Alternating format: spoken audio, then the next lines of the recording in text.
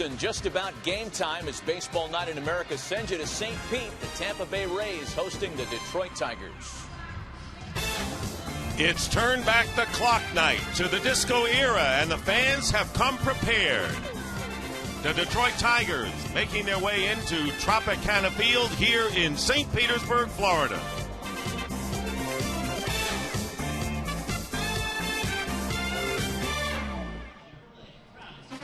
And welcome to Baseball Night in America on Fox. And the fans making their way in will be treated to an Earth, Wind, and Fire concert later on.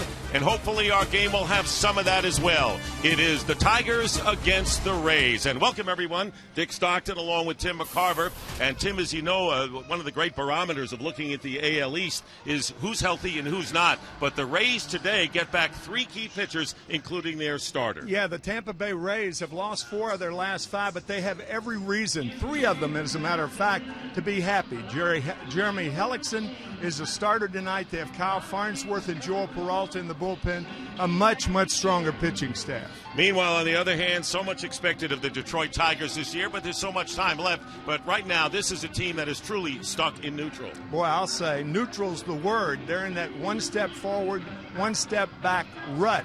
They won 9 of their first 12 games this year and haven't won more than 3 in a row since. So Jim Leyland's hoping for more consistency out of the offense and the pitching staff. Well, talk about the offense. They have Prince Fielder and Miguel Cabrera at the plate. This is a Tiger team that won the division last year. They're tough. Rays will try to quell them. Tigers and Rays coming up in just a moment.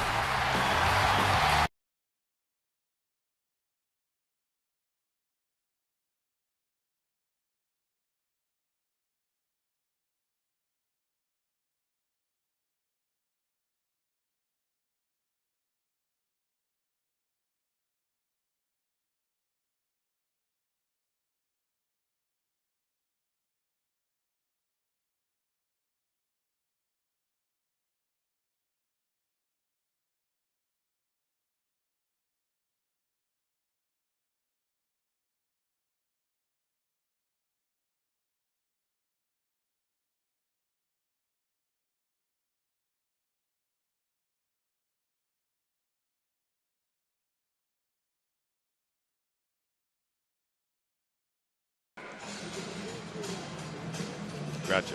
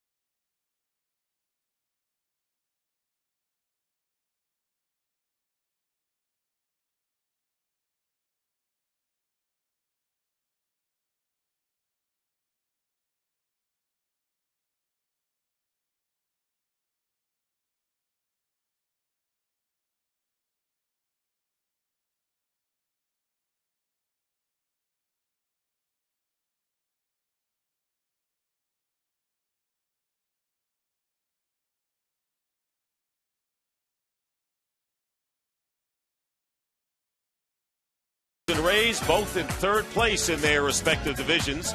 And here is tonight's starting lineup, brought to you by Taco Bell. Sometimes you gotta live Moss. Austin Jackson will be in center field, Quentin Berry in left field, Miguel Cabrera playing 3rd base, and Prince Fielder batting cleanup at 1st. Delman Young is the designated hitter, Alex Avila behind the plate, Brennan Bosch in right field, Johnny Peralta is at shortstop, and batting ninth, Ramon Santiago at 2nd, facing Jeremy Hellickson, who is 4-3 on the year, making his 14th start of the season. His last start was back on June 14th. Jeremy back on the hill, and that's where he wants to be.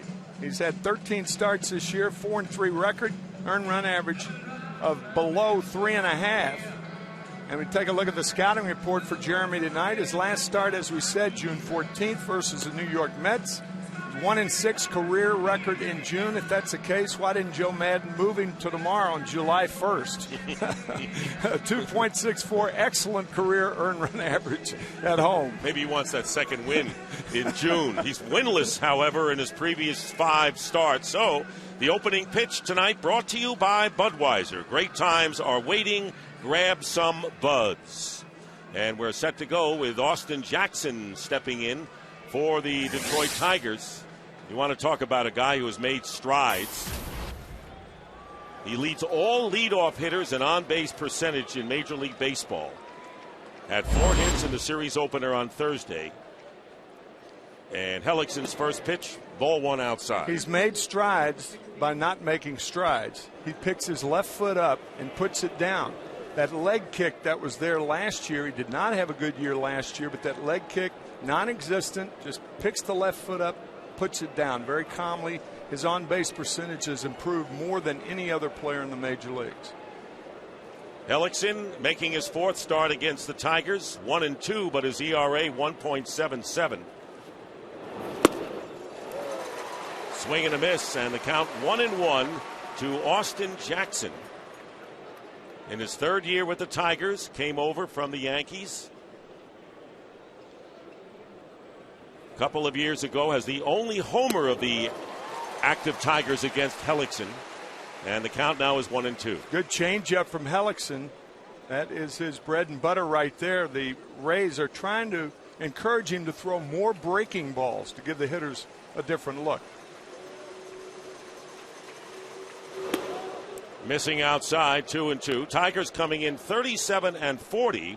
3rd place in the AL Central. Came in 5 games behind the White Sox and a game and a half behind the Indians. But the Indians are stomping on the Orioles. Jim Leyland looking to see if his team can get on a roll, something they haven't been able to do. Jim telling us before the game, he knows they're going to do it. He just hopes they don't wait too late. They've lost 5 of their last 8, and the last time they were at the break-even mark was back on May the 5th. Here's the 2-2 pitch. And Hellickson on a changeup gets Austin Jackson with a strikeout, and there's 1 gone in the Tiger first, bringing up Quinton Berry, the left fielder. You got the ideal move for that changeup. It looks like a fastball, but isn't. You swing, and it's not quite there. So here's Berry, batting .308 with a homer and 13 runs batted in. If he gets on base, he's a threat because he hasn't been caught yet. 12 stolen bases. So Hellickson will try to keep him off base, of course, with Cabrera on deck.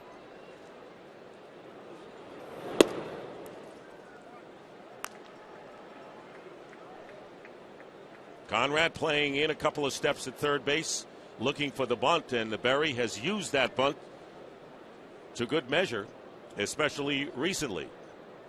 There's Conrad at third. In for the strike, 1-1. Talking to Joe Madden about last year's American League Rookie of the Year, Jeremy Hellickson, and he made a great comment. He said he has a wonderful pulse about him. That says a lot about a young pitcher. Very calm, serene. Inside corner, strike 2. Good location there for Hellickson, and he's ahead on the count to Berry. You talk to some of the Rays players, and they say Jeremy's like he's pitching at Hoover High in Des Moines. He's the first Rays player from the state of Iowa. 2 balls and 2 strikes, and we've got to make mention of these uniforms because it's throwback night, and the headline in the Tampa Tribune is the Rays go back to a time that never was. Because you never saw a uniform like that in the big leagues. The San Diego Padres were close, not quite like this. I'll tell you, the Rays have one of the more innovative marketing staffs here. Not a big payroll, as everybody knows, but it is fun to come to the game here. They make it about as fun as anybody. One of 10 concerts that they're having at the Trop tonight, as Dick mentioned in the open, Earth, Wind, and Fire. Well, what a show that'll be. Broken back ground ball to Rhymes at second, and Berry is retired. 2 down in the first inning, and the dangerous Miguel Cabrera coming to the plate. Let's take a look at the Rays defensively, and they have faltered. They're last in the league right now. There's the outfield. Jennings, Upton, and Zobra. Conrad, Elliott Johnson, Rhymes, and Pena in the infield. Lobaton, the pack catcher for Jeremy Hellickson. They've made 72 errors. Second to the Orioles, who have 75, unlike the Rays. Yeah, the Rays and the Tigers, both with poor defenses. The Tigers have given up 41 unearned runs. That's second in the American League. And the Rays, 40. Cabrera on the first pitch, singles to right field. What else is new? 9th leading hitter in the league, batting .309, 16 homers, 62 RBIs, and a 2-out single for Miguel Cabrera. It is such a cliche, Dick, but talk about a guy who is born to hit. I mean, they try to pitch him inside. You just try to hold him down. You hope that he hits with 2 out and nobody on, which is the case here. I think he broke his bat on that line drive the other way. But Prince Fielder should have all sorts of opportunities to drive in Cabrera this year. 51 RBIs for Fielder, who takes low ball 1. 12 homers to go along with a .297 average. And we're going to find out the All-Star squads tomorrow. Right now, he's the leading vote getter at first base. Won the All-Star game for the National League last year with a 3-run home run in the 6th inning in Arizona. 3-time All-Star with the Brewers. Looks at a pitch away, and Hellickson falls behind 2-0. Tigers have not changed their uniforms that much over the years. This is their '79 version. Now they go back to the script which they had for many, many years in the long ages of Hank Greenberg and Al Kaline, and they went to the print on the road very briefly. And it's 3-0 now to Fielder. I think even as far back as Ty Cobb. Yes. That old English D that you see on the helmet is their home uniform. They don't use orange at home. It's just navy and white. Mm-hmm. I'm talking to a uniform fanatic here. I am. An informed uniform man.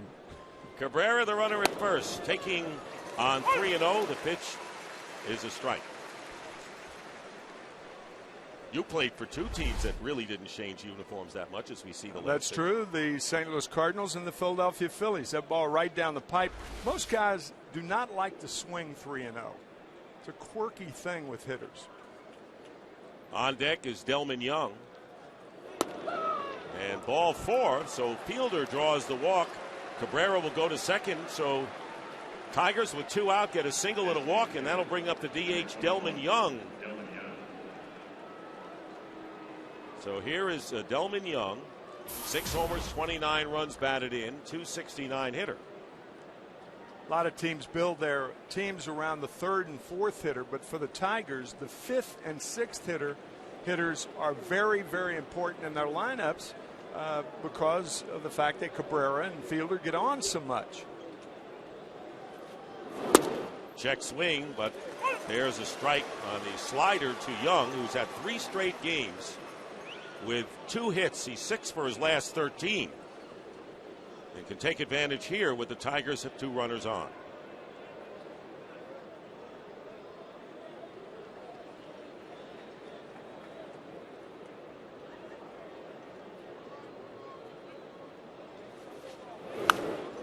Good pitch by Hellickson in on the fist, fouled off, and it's 0-2. That's what opens up that outside part of the plate. When you pitch hitters inside and crowd them with the fastball, that does a great deal of good when you want to go away from them. If you keep doing that, then it ceases to be outside. They start looking for it and can center the ball. Look for Hellickson to go back away.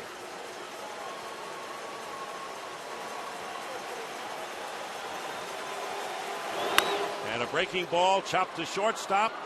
And Elliott Johnson gets the force at second, and that will do it. The Tigers lead 2, get a hit, and it's the Tigers nothing and the Rays coming to bat.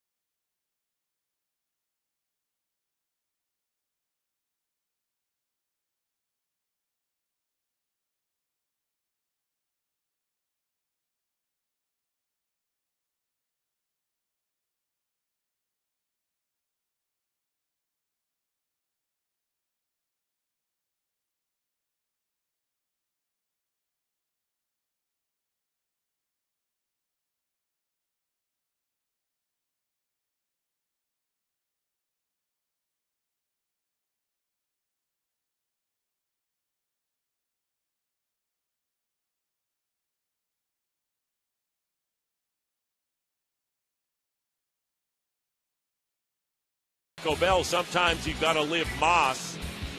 Desmond Jennings will be followed by Carlos Pena, B.J. Upton hitting third, and Luke Scott, the DH, batting cleanup. Ben Zobrist in the number 5 slot, Brooks Conrad, followed by Jose Lobaton, Elliott Johnson hitting 8th, and Will Rhimes batting 9th, facing Rick Porcello, 5-5 on the year, making his 16th start of the season. Only 23 years old. He won 14 games for the Tigers 3 years ago. That's the youngest pitcher ever to win that many games in a Detroit uniform. Scouting report, there is 43 career wins and only 23 years old. Ground balls a must. Jim Leyland said you can find out early. If he's throwing ground balls, he'll win the game. If he's throwing fly balls, not good at all for the Tigers. Leland has said, look, they may know that the sinker is coming, so what? They still have to hit it, and they'll hit it on the ground. How bad is that? Well, here's Desmond Jennings. And what a night last night, hitting 2 home runs against Justin Verlander and making a tremendous catch, hitting .241 with 5 homers, 21 runs batted in. Takes a fastball, 1-0 the count. Just came off the DL early in June after missing 21 games. Struggled earlier in the week, was down 7th in the order, now back the last couple of games in the leadoff position. 1-1. Both of these managers very, very honest. And Joe Madden with a comment before Desmond's game last night saying yesterday, if the Rays are going to make it back to the playoffs, then Desmond Jennings has to do what he does best.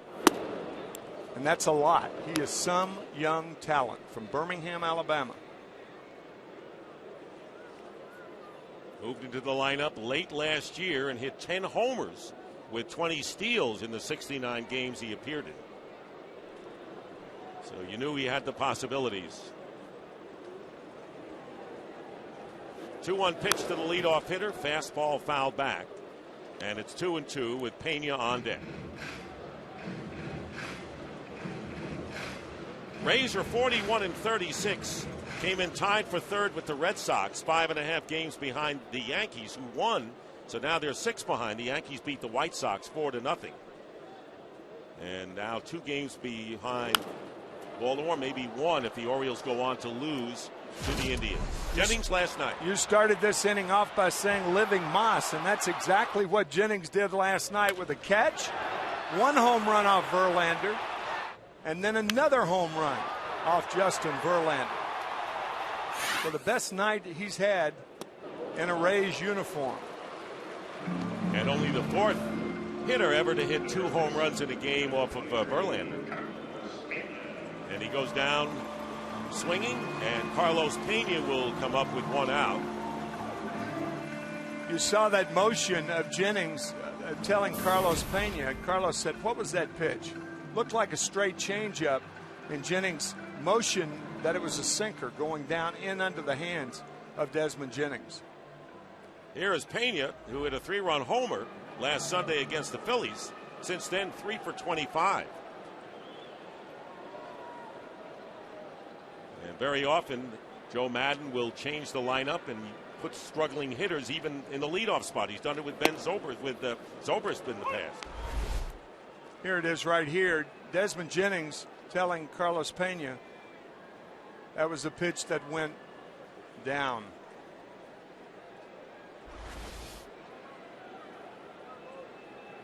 And that's the kind of pitch Porcello wants to throw. Right.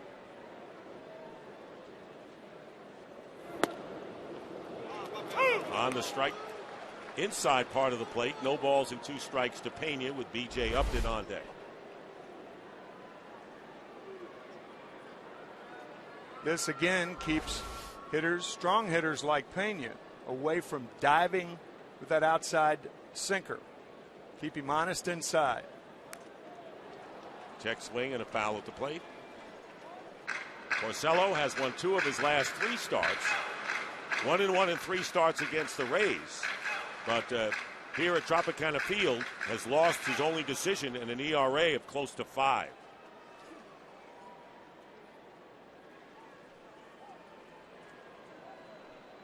Struck out Jennings and is ahead of Carlos Pena. No balls and 2 strikes. Think of the last 3 pitches. Inside, outside, inside.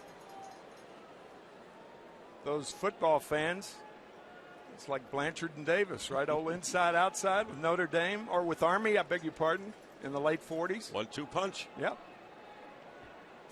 It's always good to have a punch. If you have a 1-2 punch, things are even better. And swings and misses as he chases it. And Pena goes down. 2 strikeouts for Porcello and 2 out in the Rays' first. Back away. Good changeup to get Pena.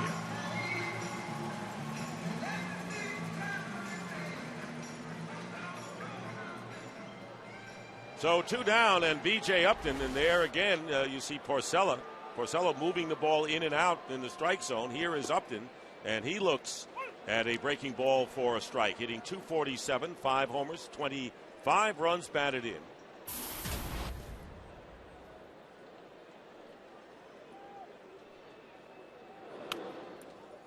I think even baseball pitchers become enamored with keeping the ball down.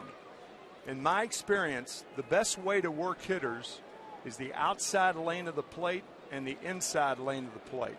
Balls down the middle of the plate that are knee high get hit a long way. If you don't believe that, talk to golfers. Yeah, right. Theirs never move and it's down. Well, if you don't keep the ball inside to begin with, you know that the hitter is going to move closer to the plate. And right. Then if you miss outside, forget it. That's the formula for getting hitters out, working inside and outside. Chop to third base. Cabrera off balance, makes the play, and Rick Porcello with a 1-2-3 inning and 2 strikeouts. We've completed 1 here in St. Pete. No score between the Tigers and the Rays.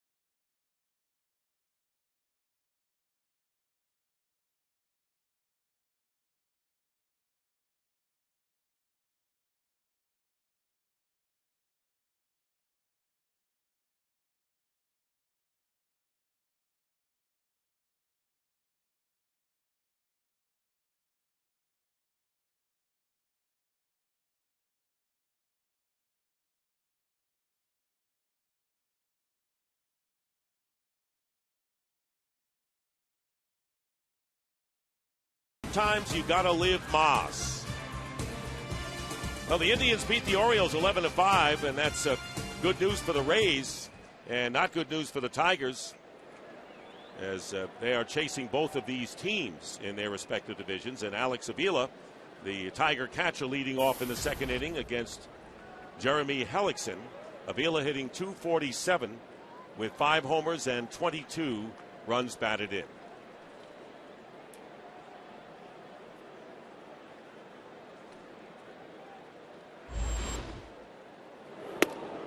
And a strike. Gave him a little bit of a high strike on the outside corner there. Mistakes work too if they take them. If they swing at them, however, it's another story.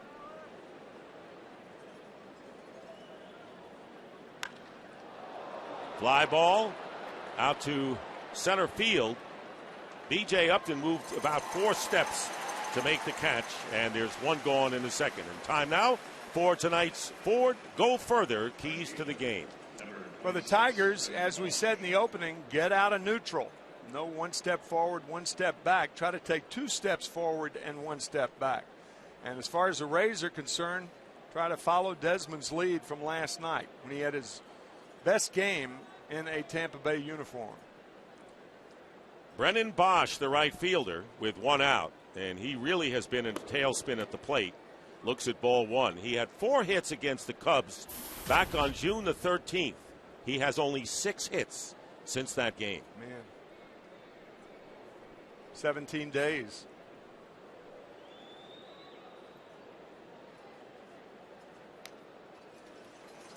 Took something off that pitch, and Bosch fouls it off. 1 ball, 1 strike.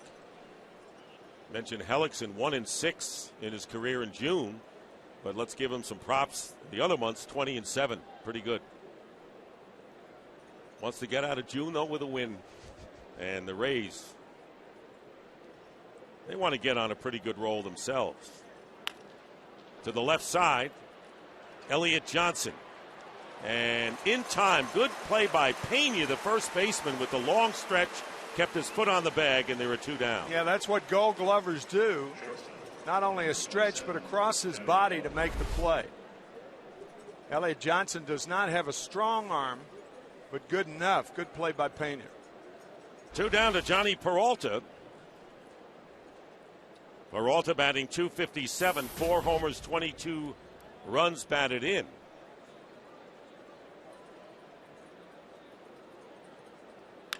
And a shot to center field. Upton is right there and makes the play. Line drive to B.J. Upton, and a 1-2-3 inning for Jeremy Hellickson. In the middle of the second inning, no score here in St. Pete.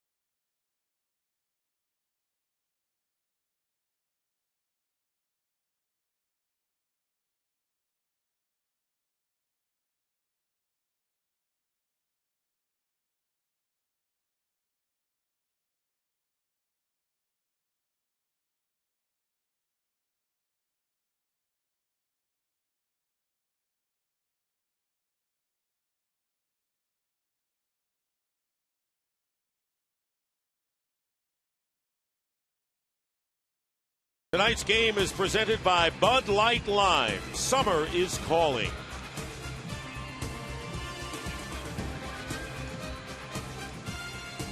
Rays batting in the bottom of the second inning, and the cleanup hitter, Luke Scott, the DH, will be the first to hit. Some Tiger fans making their way here, and some of the guys in the pool playing with the Rays. They used to be known the Devil Rays. They changed that. And you're right, Tim. This is a good time. You come here to this ballpark, you see this team play, it's a good time. They know how, the facility is not good. Everybody knows that. And Stu Sternberg, who is the head of the Rays, the Tampa Bay Rays, the president, accepting it. He hired the right man in Joe Madden. And they have a terrific front office. And they market their team as well as they can in this building. Luke Scott, the DH, leading off, came off the disabled list on Thursday, and he's 0 for 7 since doing that. Interesting, he was out 17 games and still leads the Rays in runs batted in with 36. Chops this one to the right side, and Santiago will make the play, and Luke Scott is retired. Well, All-Star Game festivities begin tomorrow with the selection show on TBS, and then on July 9th. Don't miss the Home Run Derby on ESPN.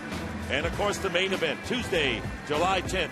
See the players arrive on the Red Carpet Show on MLB Network, followed by the 2012 All-Star Game here on Fox at 7:30 Eastern, 4:30 Pacific. And Tim, another All-Star Game for you. As a broadcaster, you've had many.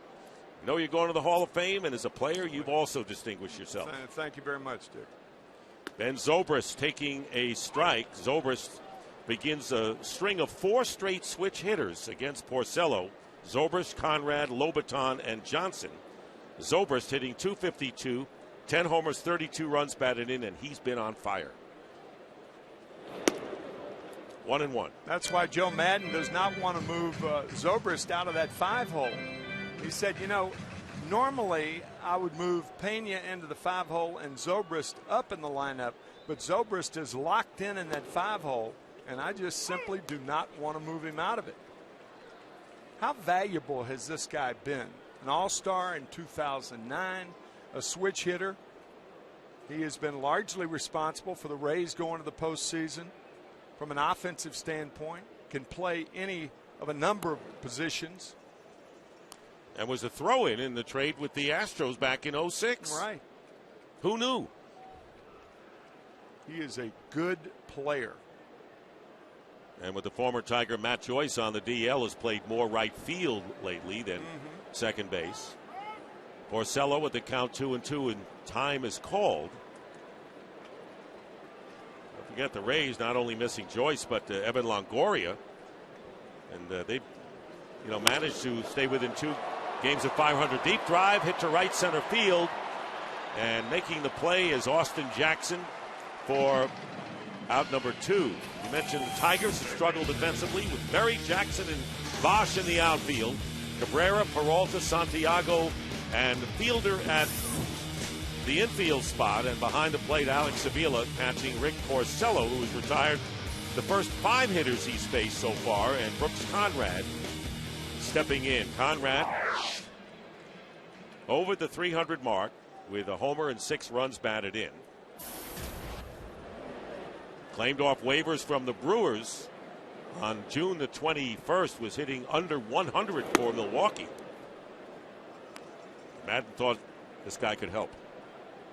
Not only Joe Madden, but Andrew Friedman, the general manager. We talked about how balanced the front office of the Rays is, and Andrew Friedman knows what he's doing. And this is the type, with this team in a small market, the type of players that they are forced to pick up during the middle of the season because of their payroll problems. And their style of play. They don't have the big bashers, so they have to be creative and manufacture runs and do things a lot of teams ordinarily wouldn't do. Well, the unfortunate thing about being creative this year is different from other years because Evan Longoria, your stud in the lineup, your guy who is a consistent threat offensively, a terrific player at third base, and believe we're going to talk to Evan in an inning or so. Kind enough to join us on the broadcast today.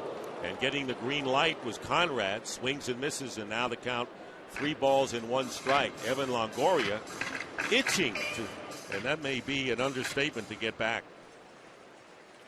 Been on the disabled list since the 1st of May. The partially torn hamstring. 3-1 pitch and cued off the bat to Cabrera, the third baseman, and second straight 1-2-3 inning for Rick Porcello. And Evan Longoria, almost on cue, will join us when we come back as we go to the 3rd inning here in St. Petersburg.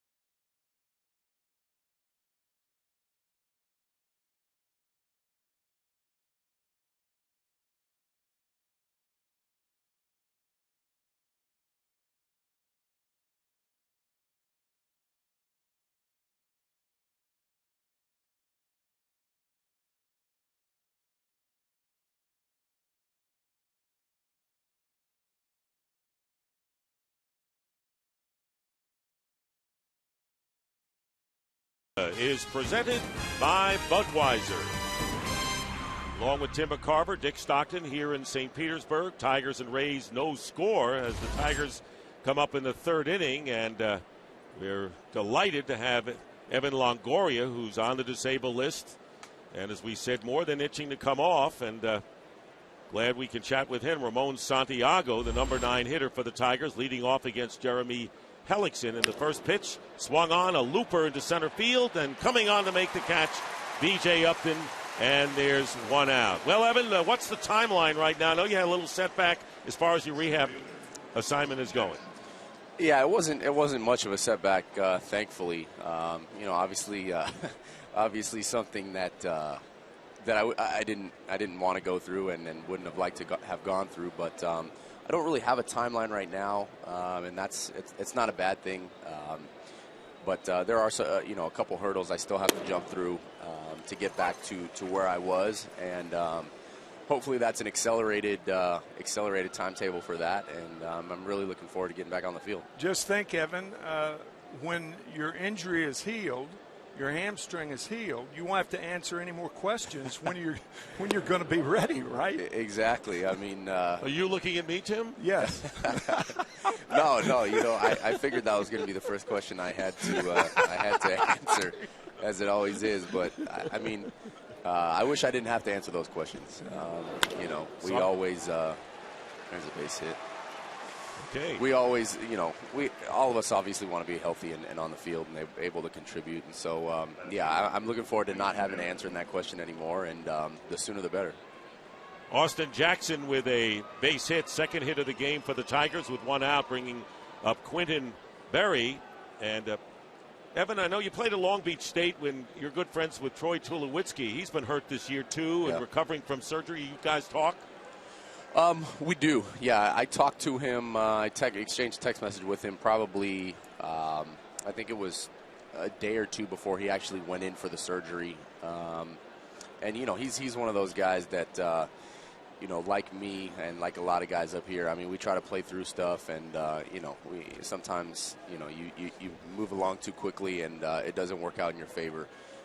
So he's a grinder. Like you said, I played with him at Long Beach, and, you know, he did some of the same things there, man. He had a little procedure on his hand. I think he broke his hamate bone his junior year, and this is in the past now. Thankfully, I can say it. But he ended up, I saw him cut the cast off himself, and he was back on the field and playing. And so, you know, he's that kind of guy, and I have no doubt that he'll be back, you know, quickly and ready to go. Quentin Berry at the plate, 1-0 the count with Austin Jackson, who has 7 stolen bases on at first. With 1 away, the pitch outside for ball, and count now 2-0 with Miguel Cabrera on deck for the Tigers. Evan, in your young career, does anything stand out more than the home run you hit on the last pitch of the regular season last year against the Yankees? No. I mean, that's a pretty easy question to answer. I've had a lot of great moments over my short career, been able to be a part of a lot of things, but none more special than that. You know, the culmination of that day was the greatest of my playing career up to this point. Unbelievable. It was. It was an incredible day for baseball, and we actually just found out they got nominated for an ESPY for best moment of the year. So hopefully we can go ahead and win that, because that'll be really cool. You'll win the Foxy Award. We're not going to worry about that, even though it hasn't been invented yet. Yeah, well, we'll take it. We'll take it. We'll make sure you win that one. We'll go behind the scenes. 2-0 pitch and a base hit to right field by Berry. Stopping at second is Jackson. So back-to-back singles after Santiago was retired, and will bring up the dangerous Miguel Cabrera. And this is what you're talking about, Tim. A moment to remember. Well, I'll say. Wow. It was a pretty fun day. That's got to be a great feeling, and it's something they, you know, can never take away from you. It's something you have, and you've got so many room for so many more great moments as well. Here's Cabrera, who singled. This guy can really hit. Can he ever? Well, Tim was saying, you know, talk about a guy born to hit, right, Evan? It's unbelievable, man. I mean, he's got such an unbelievable approach at the plate. You know, he's unlike a lot of guys. I mean, he's really an unselfish hitter. You watch him in that first at bat. I mean, you can tell he's trying to do nothing more than, you know, hit the ball the other way. When a lot of guys, you may see a first pitch fastball and try to hit it out of the ballpark. I mean, he has the innate ability to hit the ball out the other way as easily as anybody in the game, but it's unbelievable to watch. Try to check his swing. So the count is 1 strike. Jackson is at second, Berry at first. Tigers had 2 runners on in the first inning, and Hellickson got that last out, and a check swing on the pitch inside, and count 1-1. Evan Longoria is our guest from the dugout. Did Cabrera check in time? He didn't go around. Not on that one. I got a good angle on that one. He didn't go. The last one he did, for sure. Yeah, you know, Ev, and just looking down from our perch up here at the dugout and watching how attentive everybody in the dugout is when this guy comes up to hit, huh? Yeah, I mean, he's going to eventually go down as one of the greatest hitters of all time, in my opinion. And a fair ball. Great play made at third base. The only possible play at first, and everyone is safe.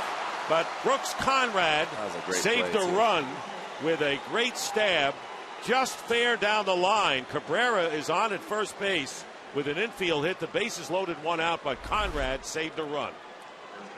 And maybe more.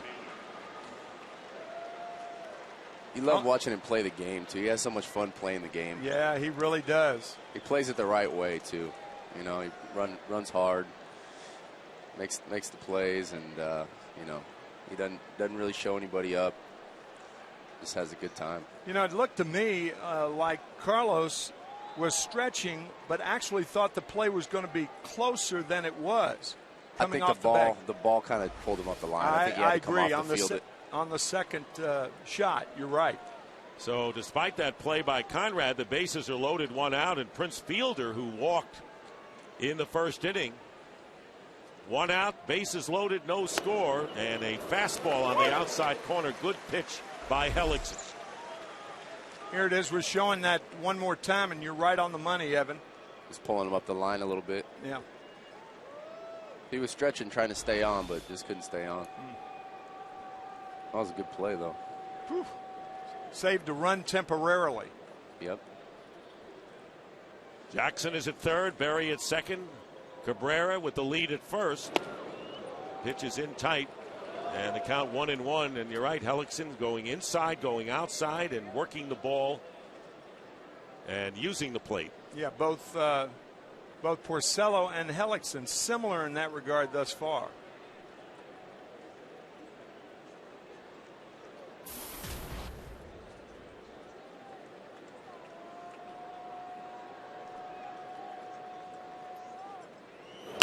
And a shot off of Hellickson to Pena at first, steps on the bag for the out, but how is Hellickson? He is still down.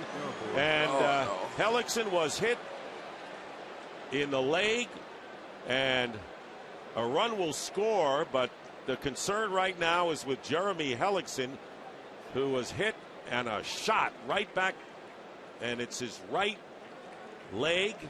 Right just came off the too. DL today. Oh, my gosh. You hope that the ball hit him below the knee. Looked like it hit him in the shin, but it's hit so hard and hitting him flush, drifting over toward Pena. Pena wanted to go to second base and then decided to take the sure out at first base. Evan, what's your view of this? This is nasty. It's below his knee, but that ball was hit really hard. We got one other guy already on the DL with the same thing, Neiman. The hits just keep coming. Yeah, this is your club has been really snake bit with injuries, leading with yourself, and yet you look at where you are right now, and people get healthy and get back. You got a great shot. We do. I mean, that's what we got. It looks like he's going to stay in,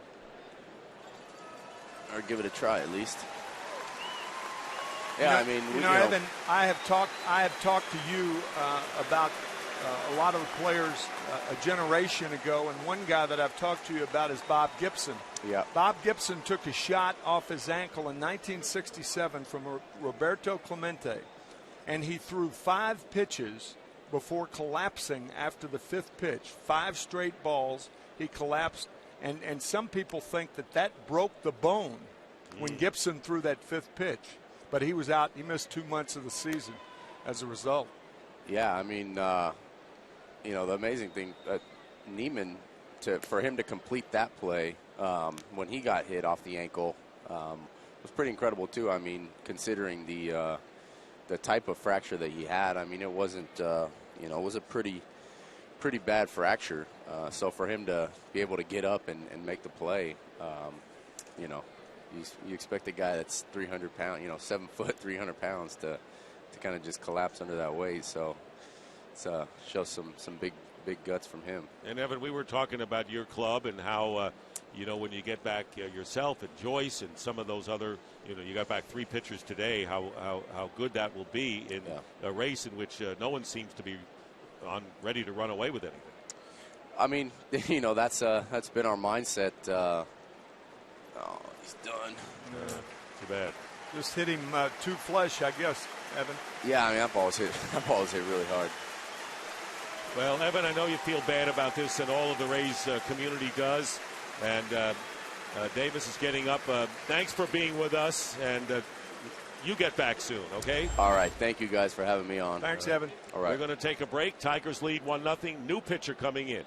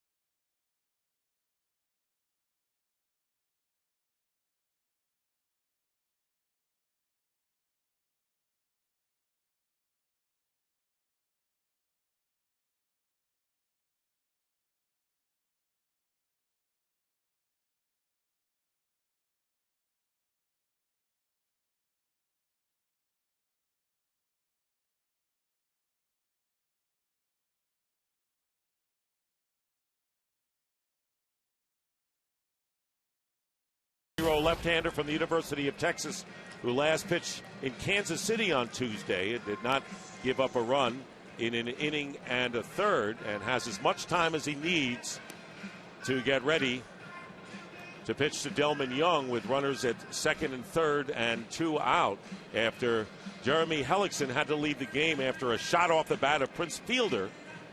Ball deflected to Pena, who made the play. A run scored. Here's what happened. This is a little bit of a different view from high third. Boy, I'm telling you, you could hear it. And now a shot from Hellickson's standpoint after following through the shot back to the box. Jeremy is down. He had not pitched since June 14th, and he comes back and pitches 2 2/3, and then that happens. Man. Just coming off the disabled list, and you talked about how Joel Peralta and Kyle Farnsworth and Hellickson all came off, and how delighted was Joe Madden to say, I've got 3 important pitchers coming off today. Yeah, Joe said, now the Yankees have been faced with CC Sabathia and Andy Pettit out, and the Rays entered tonight's game 5.5 behind the Yankees, actually 6 since the Yankees won today. But, this is a real setback right here. One of their better pitchers, the Rookie of the Year last year in the American League, down, and we'll try to have it for you as soon as we can. Here's Delman Young, runners at second and third with 2 outs.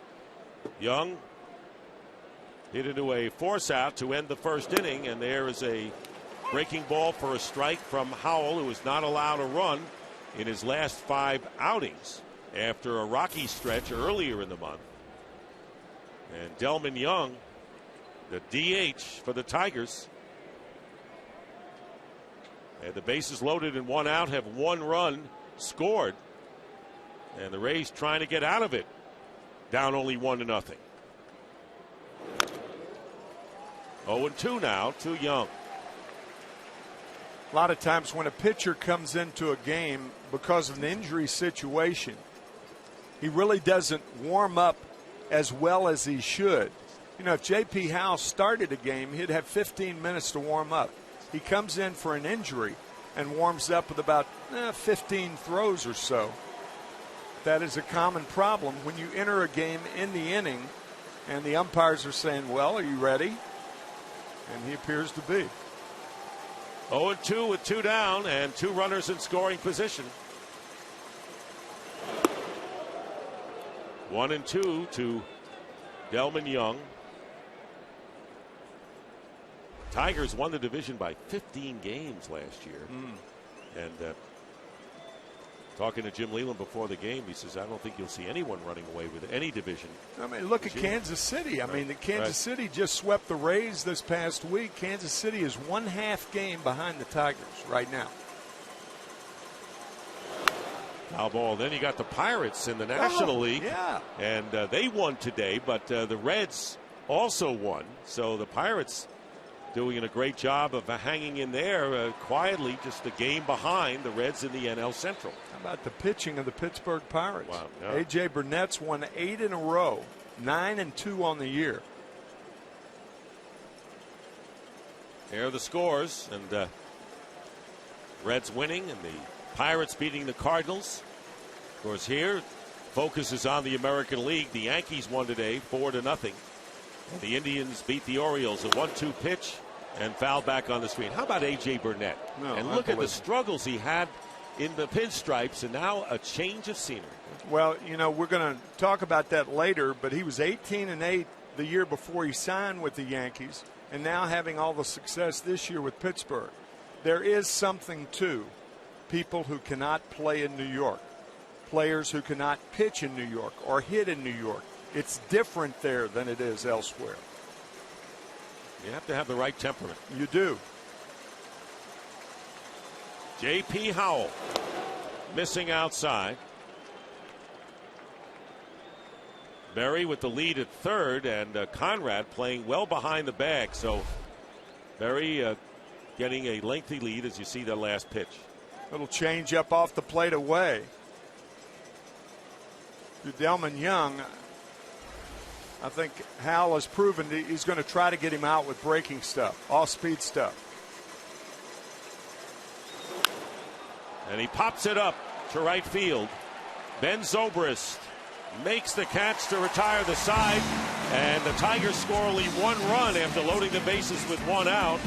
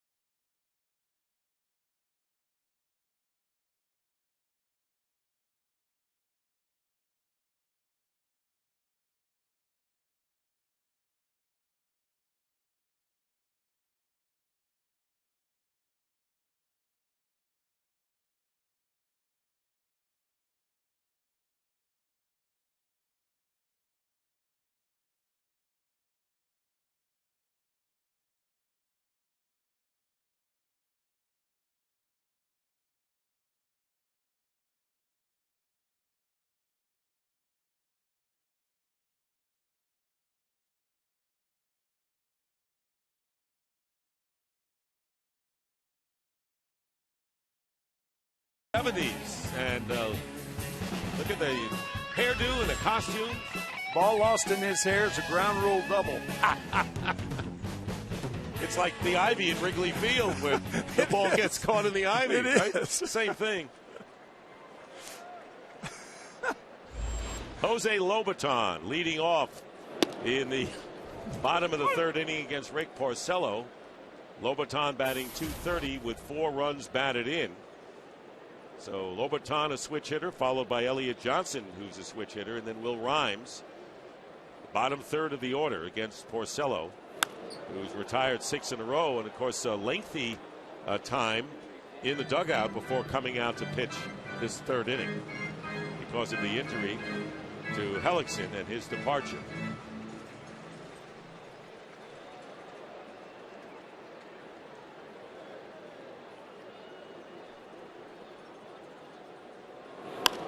Breaking ball hit in the air to right field. Brennan Bosch makes the catch, and there's 1 away. Next Saturday on Baseball Night in America, the AL East leading Yankees will be in Boston to take on the Red Sox in another showdown between 2 of sports' greatest rivals or other regional action.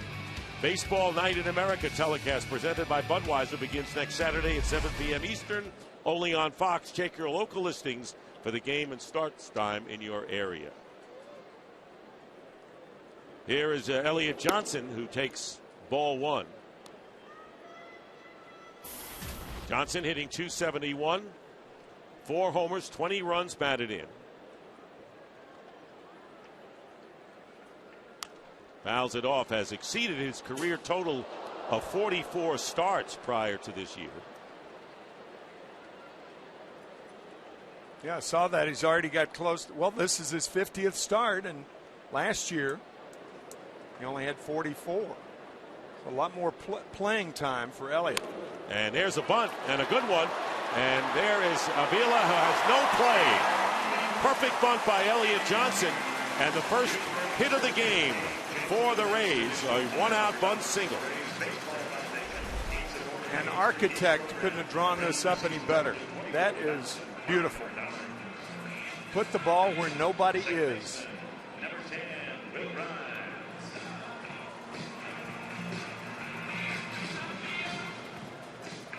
No throw, no chance.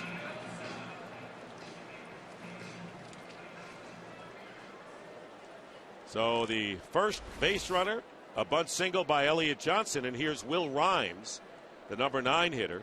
Johnson, by the way, 13 stolen bases in 17 tries. Rhymes batting .214, looks at strike 1 from Porcello.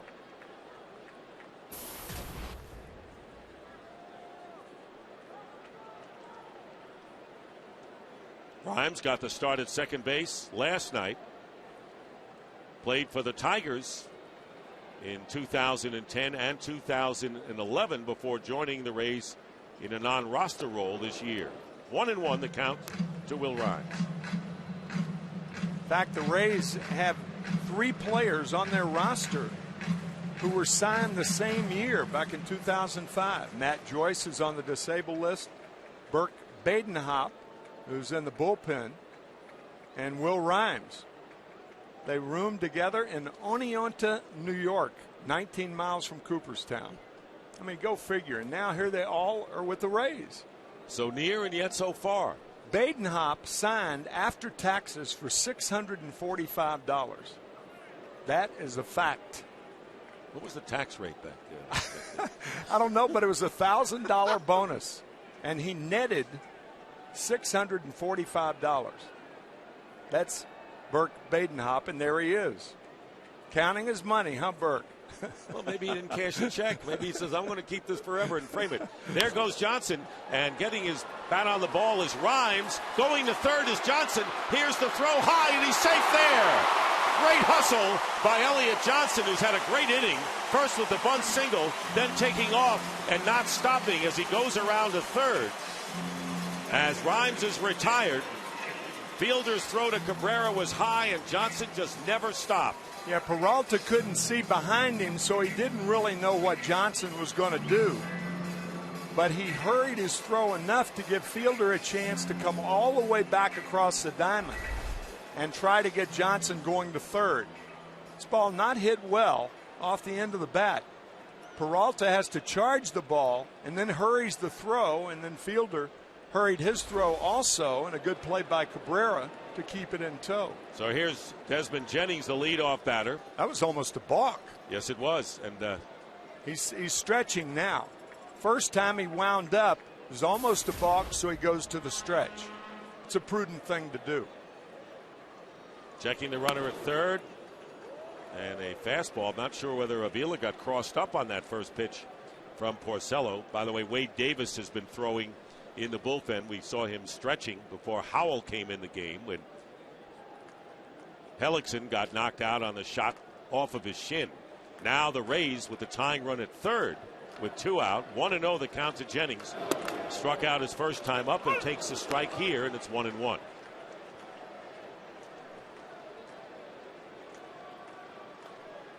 Tell you, Rhymes did a good job just getting his bat on the ball with the runner going. Yeah, he did, because that ball was outside. That pitch is inside, and it's 2-1 to Jennings. Those are the things that the Rays have to do if they're going to win. They have to maximize their base running. Joe Madden time. He learned that from Bob Clear in the minor leagues. 2-1 pitch popped up to the middle of the infield, and Johnny Peralta makes the catch. So the Rays strand the tying run at third, and we go to the fourth. 1-0. The Tigers in front.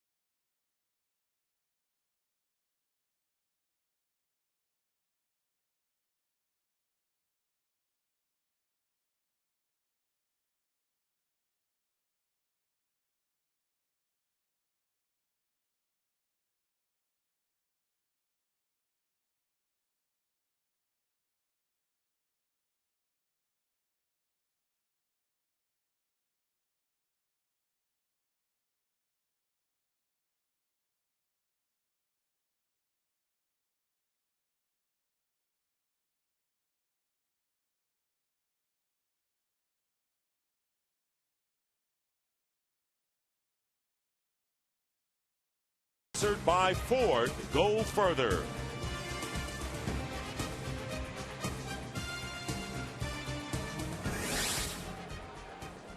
And the Tigers batting in the fourth inning. J.P. Howell, who came in relief of Jeremy Hellickson, who had to leave the game with Prince Fielder hit a shot off of his shin, and Howell retired Delman Young to end the threat after the Tigers got the one run. That's the story of the game, 1-0. And here is Avila, who has flied to center his first time up. Justin Verlander has been kind enough to join us, and we'll be talking with him during this half inning. First pitch is ball one. And Justin, welcome. And what's it like to see another pitcher get hit like Hellickson got? Yeah, that's kind of scary. You never like seeing that. Price had one back at him yesterday, too. It was kind of scary, but that's a pitcher's nightmare there, so you never like to see it, like I said. Yeah, Justin, people don't realize how close you are to the hitter. Once you release the ball, you're about 53, 54 feet. Yeah. No time to react. Let's not talk about it. We don't like to think about those things. I've only had one, really, if there's some wood around here to knock on, come back in my head direction, but that was scary. When was that? It was actually my rookie year. Chopper to Rhymes at second base, and Avila is retired, one out, and then Brendan Bosch coming to the plate, 0 for 1. And Justin, of course, the All-Star squads are going to be named tomorrow, and you've been a perennial four-time All-Star, and obviously number 5 looms. Yeah, it's always been exciting, and hopefully I get the chance to go again and represent Detroit and the American League. It's always a blast, and it's always humbling to be sitting in the locker room with that caliber of player and, just chatting it up with some of the best in the business. Well, you are one of the best in the business, and you are of that caliber of player, and you're too modest to talk about it. But your 2 no-hitters have been just extraordinary, and you almost had another one this year against Pittsburgh. Yeah, came close. Yeah, it was a lot of fun. And I'll say. Yeah, I smelled it. I knew I was close. I wanted it. But, hey, what are you going to do? It's a broken bat, single up the middle. So that's why it's so difficult. You got to be lucky. J.P. Howell facing Bosch in the count 1 ball and 1 strike. And, of course, last night, obviously not the kind of game you would have liked. What's your feeling after a quote-unquote off game for you before your next start? Well, you got to be able to turn the page. I got 4 days to prepare and get ready for my next start. There was a couple things I know I need to work on. I feel like my curveball got a little bit too big, so I'm working on shortening that up. And a positive I can take away is my changeup was better. So that's kind of been vacant for me for the last couple months. I think, Justin, when I see you, when we're going to visit your no-nos before that question right here. These are the 2 no-hitters that you've thrown in your Major League career. June 12th, 2007. Are we talking? Am I supposed to talk about it? Yeah, sure. We're watching you. Oh, man. That was just, pure stuff that day. I felt really good. And, I was actually talked to Prince about it a couple times. I was sitting 98 the whole game. It was just one of those days. My curveball was like 86. I don't know what happened. I haven't had stuff like that since. Here's Johnny Peralta with 2 out. I'm going to risk asking this question with 2 outs. Your Verlander victory for veterans, second year at Comerica Park, and that's been a great charity for you. Yeah, it's been fantastic. I host veterans and their families, which I think is unique, as they get to experience with their families to my suite on games that I pitch. And, I've gotten great feedback from it. And you're going to talk more about it, baby. Because hey, we can't jinx this, guys. We talked about it on the break. I'm like 2 for 2 when I'm on the mic. We score runs. So that is correct. I can verify that. Yeah, we got to go. Come on.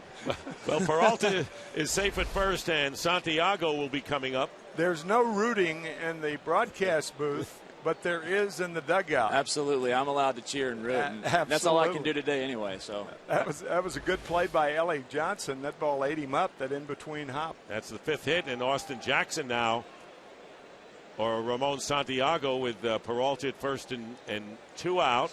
Tigers leading 1-0. We're playing the top of the 4th inning, and you have a cousin who has served in Afghanistan? Yes, currently serving, Christopher Verlander. He was actually they did a spread on not him, but him and some of his friends over there. There's a picture in USA Today and stuff, and he got to come home for Christmas break, so I got to see him at home and talk to him, and it was great to see him. That'll be a great experience for both of you as Santiago misses the pitch out away, and it's 1-1. Justin, also risking this question, but the one thing I've noticed about you, obviously the finish is at 98, good curveball, good changeup, but it's your rhythm that stands out to me more than anything. Yeah, and that's kind of one of the reasons I starting off the game slower, was to try to establish that rhythm and tempo in my body so that I could build upon it as the game goes along. And then when I'm throwing, 97, 98 towards the end of the game, I'm still in that good rhythm and able to consistently throw strikes where I want them. I feel like if I just come out of the gate trying to do that, I haven't been successful in the past doing so. By the sixth, there's nothing left, perhaps. Yeah, and I've thrown a whole lot of pitches getting there, like last night. 2 balls and a strike to throw to first base. And talking to Jim Leland, and all you guys know about it, you got to get on a roll. That's the one thing you haven't been able to do yet. Yeah, we've just kind of been up and down. Haven't been able to play consistent baseball, really in any facet. It seems like games we hit, we don't pitch. Sometimes our defense is there, sometimes it's not. We just haven't been able to get in that groove. And, I think it's coming, but, I heard where Skip said somewhere along the way, we can't wait too long. It's not early anymore. It's, getting about halfway point, so we need to get going. 2 balls, 2 strikes, 2 out. We're going to thank you, Justin. And if you get a run here, you get credit you for the win, okay? All right, I'll take the deal. it. Thanks very much, guys. All right. Thanks for being with us. Yep. 2-2, 2 out, and Peralta on at first base to switch hitting Ramon Santiago. J.P. Howell's pitch and a base hit up the middle, and Peralta will stop at second. So Justin Verlander still is the pitcher announcer of record. That's right. In the dugout, 2 on now. That's right. That was a skate save, by the way, by J.P. Howell. Watch him try to kick this ball with the follow-through. I don't know if he tried to do it. They're telling us in the truck that it did not hit him. Jim Hickey is out, though, the pitching coach to the mound. Wade Davis has been throwing in the bullpen. Yeah, one more look. Ball hit very hard by Santiago. And just missed the foot. Again, and Justin Verlander verified that when you finish as a pitcher, you're about 53 feet from home plate. The most famous line drive, I guess, back in 1956 with Herb Score, the Cleveland Indians, ruined his career. He became an announcer, one of the more gentle people I've ever met, a great guy. Great left-hander who had a tremendous fastball, and Gil McDougall to the Yankees hit a shot off of his eye, and it was a real tough situation, and it's going down in Cleveland Indian lore, what that injury meant. Justin, by the way, is still wearing the headset. He may do it for every game now. Who knows? Starting something new. Call strike to Austin Jackson in the count. 0-1. Baseball players aren't superstitious, are they, Justin? Nah, no chance. Well, he's on, and now there are 2 on. Peralta at second, Santiago at first, and the count 0-1 to Jackson, who singled and scored the Tiger run back in the 3rd inning. And that's in for the strike. And J.P. Howell, remember Howell came in without any warm-ups in the bullpen, needed all the time to get ready for this. And the count 0-2 with 2 outs.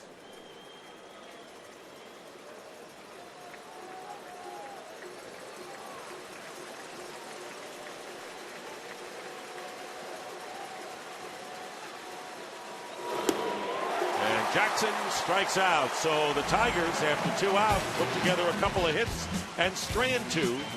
And after 3.5 innings, it's the Tigers 1 and the Rays nothing. Verlander, no decision.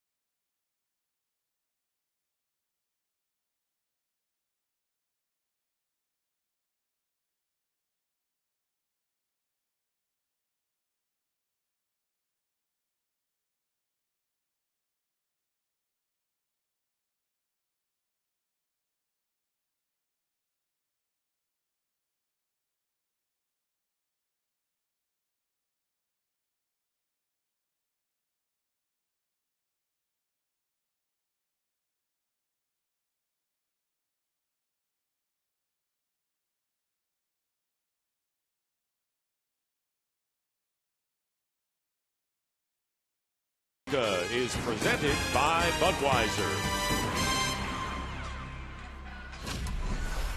Carlos Pena, the first time up, 5 pitches. The first one on the outside part. Inside with the fastball from Porcello.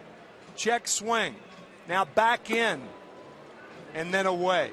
That has been Porcello, and that's one of the big reasons that he has not allowed a run through 3 innings tonight.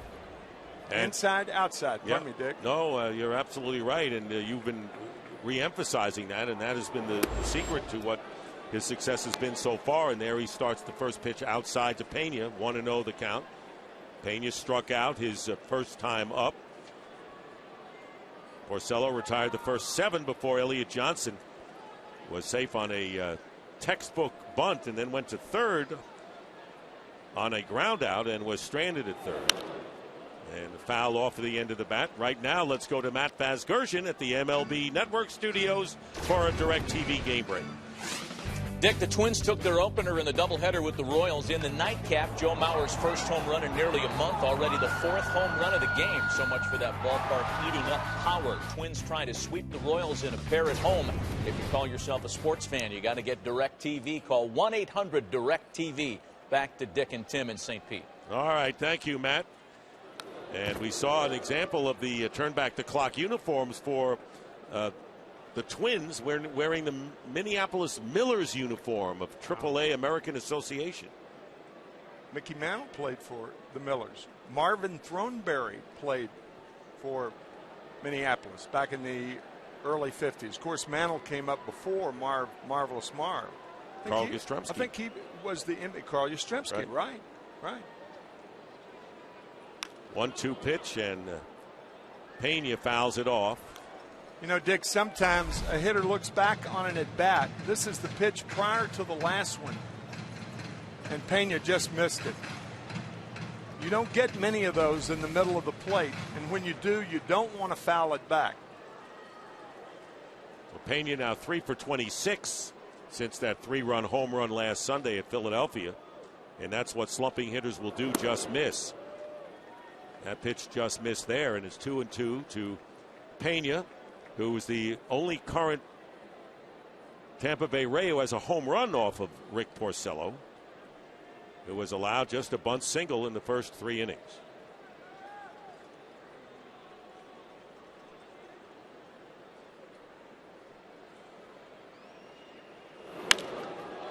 Going the opposite way and a fly ball. Berry in left field on the warning track makes the catch.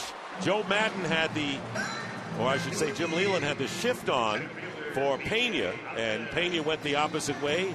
He's retired to B.J. Upton. You know why? Because Porcello forced him to go the other way. Watch where the pitch is. Just off the plate away, right around the knees. All that stuff about pitching to the defense. In other words, with a guy like Pena, and you've got the shift on, that doesn't mean that pitcher should feed him fastballs inside so he can pull the ball. I mean, after all, that's his power. You're just protecting using the percentages defensively. But again, more of Porcello pitching in and pitching away and trying to rob these Rays hitters of their power. Here's Upton, who grounded to third his first time up. 1 out here in the 4th. Slices this one out to right field.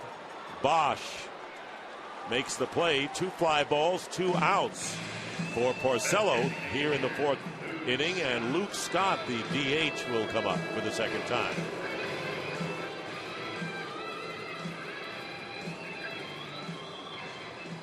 There's Luke Scott, who season with the Orioles curtailed by a torn labrum last year.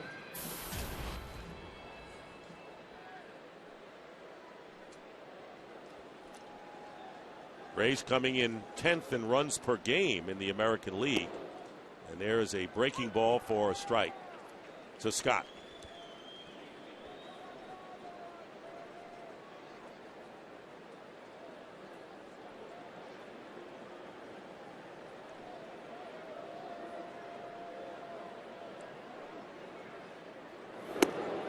Goes outside with it, despite the fact that's a left-handed hitter and infield playing him around to the right. Talking more about the Minneapolis Millers.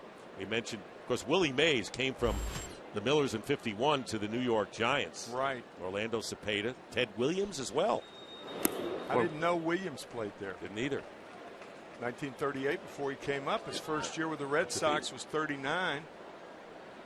Pretty good hitter. That was a pretty good rivalry. That, you know, the St. Paul Saints were a Dodger farm club, and the Minneapolis Millers were a Giant farm club.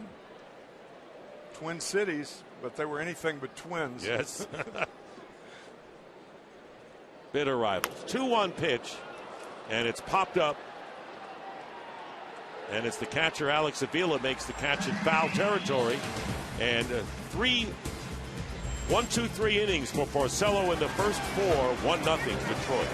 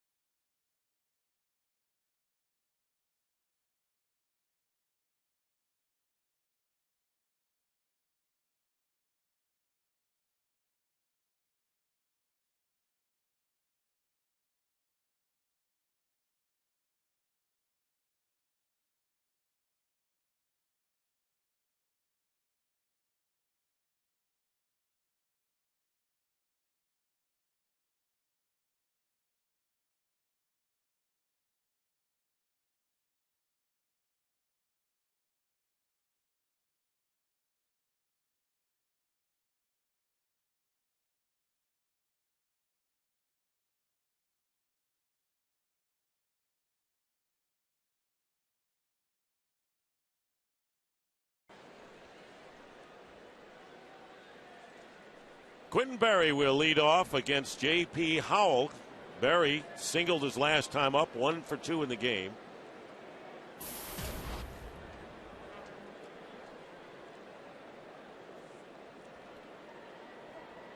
Has the ability to bunt. Conrad aware of it at third. Shows bunt and takes outside for ball 1. We've already seen a classic bunt single by Elliott Johnson of the Rays in the 3rd inning, and he was stranded at third. 29-year-old J.P. Howell will be facing Berry, Cabrera, and Fielder here in the 5th inning. One of the refreshing stories in the American League, Quentin Berry coming up and getting 5 hits in his first 5 Tiger games. That's the first time since 1918 that a Tiger did that. Thinking about bunting again. That pitch was low. Did he go? No. 2-1. Now home plate umpire Dan Bellino. Mike Machinsky is at first. Crew chief Jerry Lane is at second, and Bob Davidson at third base. Bellino, by the way, has a law degree at age 33 and has been a very successful umpire. Right now, let's check in with Matt Vasgersian at the MLB Network studios for a DirecTV game break. Matt.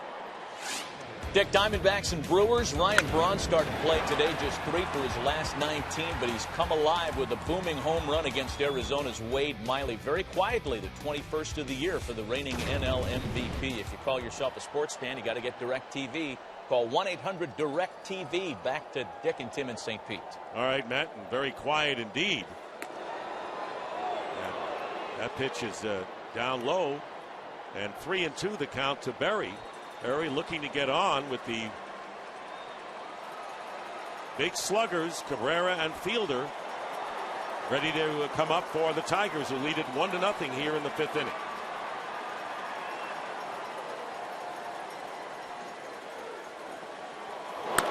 Reaches out and hits a bounding ball to Rhines, and Berry is retired. 1 out to Miguel Cabrera.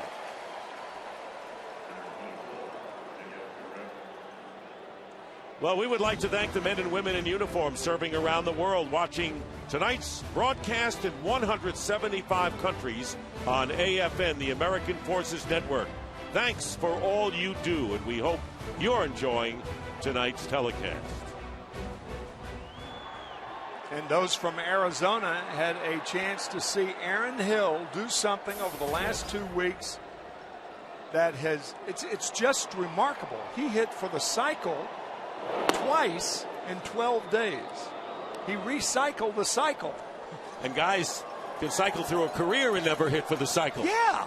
I mean, think about it. It's been 1883 since that was last done. Boy, what a cycle that is. That's the year the Brooklyn Bridge was built and finished in 1883.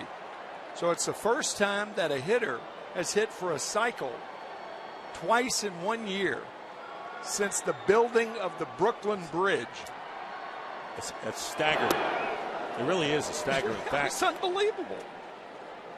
You know, that bridge is used to go over there and to go to some of the great steakhouses in the borough of Brooklyn. No plugs here. 3 balls and no strikes to Cabrera, and ball 4. And so Cabrera draws a walk. He's been on 3 times today with a pair of singles and a walk. 1 out walk will bring up Prince Fielder to the plate. Well, we're finding out stuff about the Minneapolis Millers, the AAA, and the Brooklyn Bridge. You have to go back to the days of the Brooklyn Bridge for, hitting for the cycle. In fact, back in the 70s, there was a group called the Brooklyn Bridge. Yes, there was. And tonight with Earth, Wind, and Fire. By the way, only one of the elements, Earth, Wind, and Fire, is in this ballpark and not fully. The Earth is not fully, and only the infield. No wind either. The outfield, no wind and no fire. Yeah. So it's half the Earth, no wind, no fire. So what's the point? I mean, really. I don't know the point to that. There should have been all 3 representative, Okay. Here's Fielder, who walked and drove in the run on the smash back to the mound that drove Hellickson from the game. It was in the 3rd inning. The bases were loaded, and Fielder with a shot off of the shin of Hellickson. The ball deflected to Pena, who stepped on the bag, but Austin Jackson scored. J.P. Howell came in and got the last out of the inning, and that's how the Tigers got their run. And for Fielder, his 52nd run batted in. He's ahead of the count now against Powell. Howell 2-0. Wade Davis has been warming up, and he would be ready. The longest that Howell has worked this year is 2 1/3 innings. If he gets out of this inning, it will be 2 1/3. Which matches his longest stint. There's a breaking ball for the strike, and it's 2-1. I think Wade Davis is warming up for Delman Young, who's on deck, the right-handed batter. So this is probably J.P. Howell's last hitter. Barring a double play, and well, it is. That would be his last hitter. One way or the other. Yeah. Infield way around to the right. And going the opposite way is Fielder, and that is going to be caught by Jennings. And going back to first base is Cabrera. So the infield was shifted around to the right, but not the outfield so much as Madden comes out, and you're right. That was the last hitter, and Delman Young will have to face Wade Davis now. So Jennings was placed perfectly in the outfield, went to his right, made the catch. So the new pitcher, Wade Davis, will come in the game.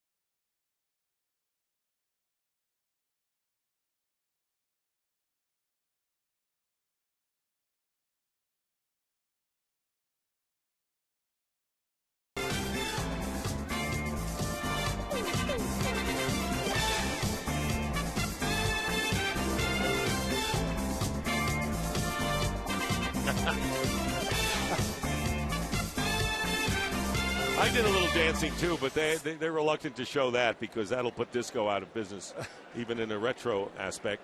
So Wade Davis, the new pitcher, facing Delman Young. And the first pitch, ball one. Delman Young has had success against Wade Davis, 4 for 13, and that's a 3.08 average. You still got the moves, Mr. McCarver? Well, they come a little slower now. That's the biggest difference between now and the 70s.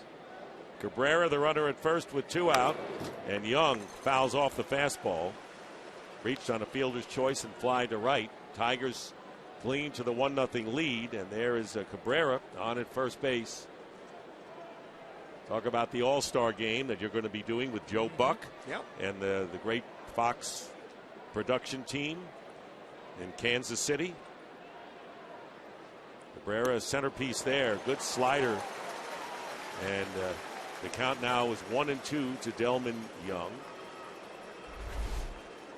Good breaking ball from Davis. Rick Vaughn, who is the publicity director of the Rays, does such a good job. And he tells us that Wade Davis has retired of the 22 first batters in an inning. He's retired 17. Make that 18. Elliott Johnson gets the force, and that'll do it in the 5th inning. Tigers lead 1 and lead 1-0 as Porcello giving up only 1 hit.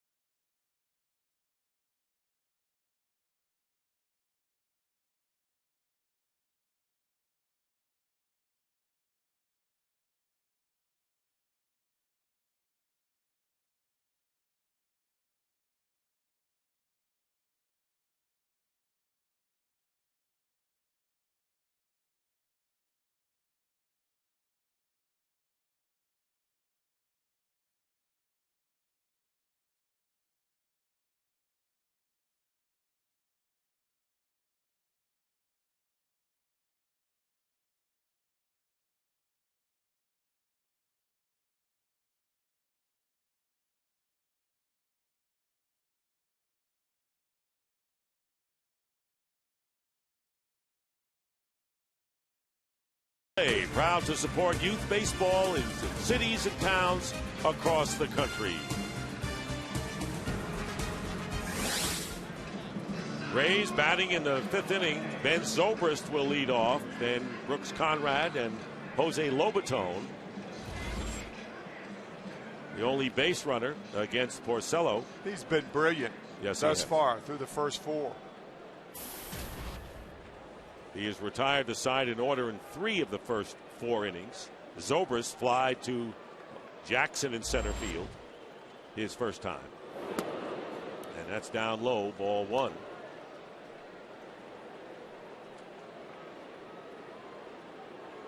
So here's the 23-year-old Porcello, who has a lot of experience. Hellickson, the 25-year-old, coming off Rookie of the Year honors. Strike 1-1. We, by the way, have no word on Jeremy Hellickson thus far. And but you do. Just handed a card. Yes, that Hellickson suffered a bruised right shin, and X-rays are negative, which is great news. That's great news. Just this moment, I was handed this as Zobrist just in time, retired by Prince Fielder. Just beat Zobrist to the bag, and there's one out here in the 5th inning. And Brooks Conrad coming to the plate. Conrad grounded to third his first time up. So great news that the x-rays on the shot to the shin were negative. So Conrad, who had 4 runs batted in the second half of the doubleheader last Sunday against the Phillies, matched his career high. And all the Rays would like to see him get one right here and to tie the game. Funny, Dick, the only RBI driven in by the Tigers drove Hellickson out of the game, and that was by Prince Fielder with the bases loaded and 1 out. 1-1 now to Conrad. There's the Fielder with a new club after his years with the Brewers.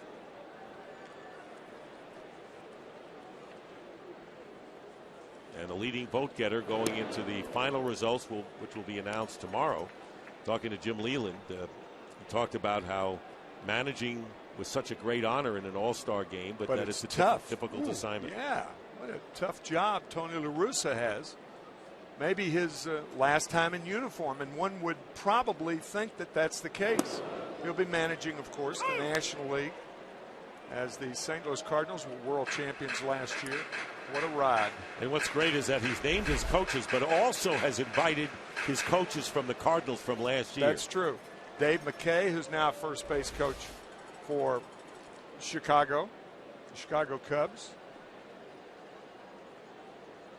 Joe Patini, who is the bench coach for the Astros. Yeah, right.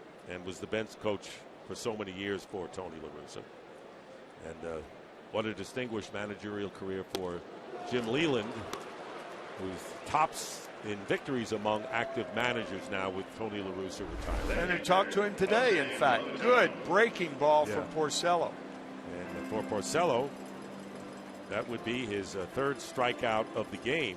2 gone here in the 5th inning. Boy, that slider just disappears inside. But anyway, we asked Jim Leland if he had talked to, you asked him if we'd talked to Tony La Russa, as you get an idea of how tough that slider was. Today he talked to him. And he said, yeah, we talked to today. And very important conversation. Lobatone is the batter. Fly to right field and a slow ground ball hit to Santiago, a 1-2-3 inning. Anyway, Tony La Russa was able to get Jim Leland's daughter tickets to Kenny Chesney in Pittsburgh tonight. That's La right. Russa still getting it done.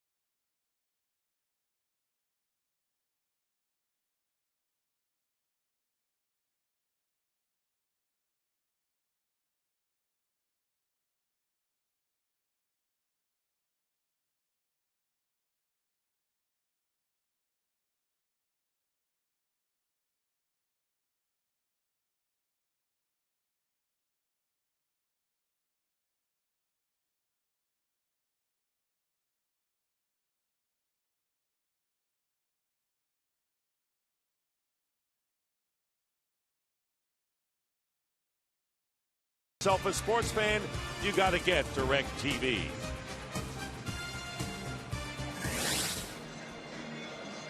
Alex Avila 0 for 2, facing Wade Davis in the Tigers' 6th.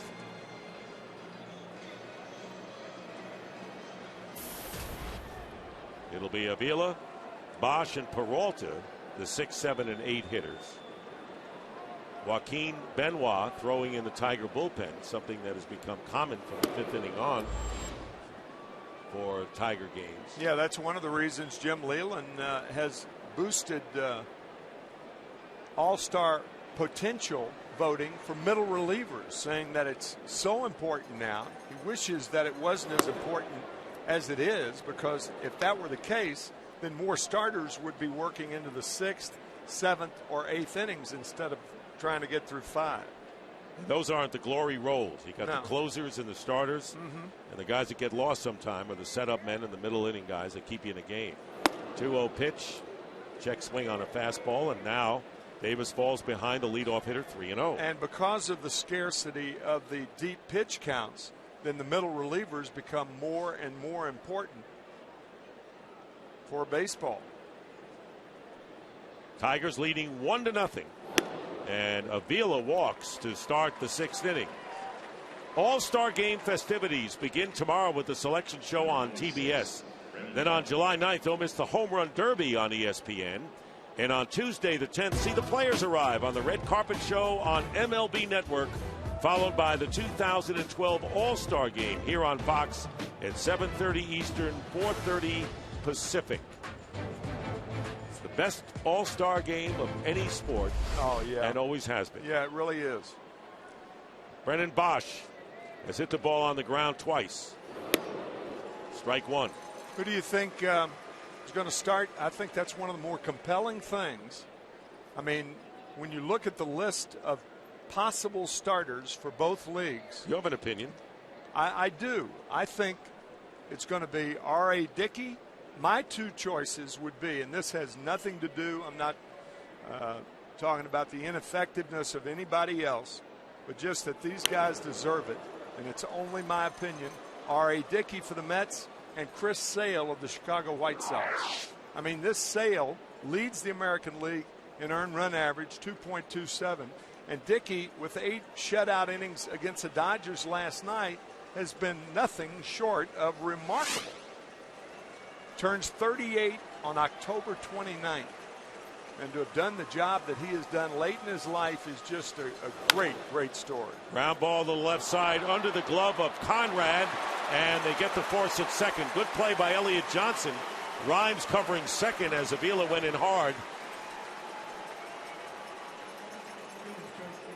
And they get the force out. Well, 1966 All-Star Game flashback. Sandy Koufax at the new Bush Memorial Stadium. Tim McCarver replaced the Braves' Joe Torre at catcher, top of the 8th, and finished 1-for-1. The National League won the game in the bottom of the 10th when Maury Will single off Pete Rickard scored, my partner, from second base with the win. A hot day that I remember watching that game. It was Great about thrill. as insufferable an afternoon as I've ever spent on it, not that I'm going to spend that many more unless I go down with a suit and tie.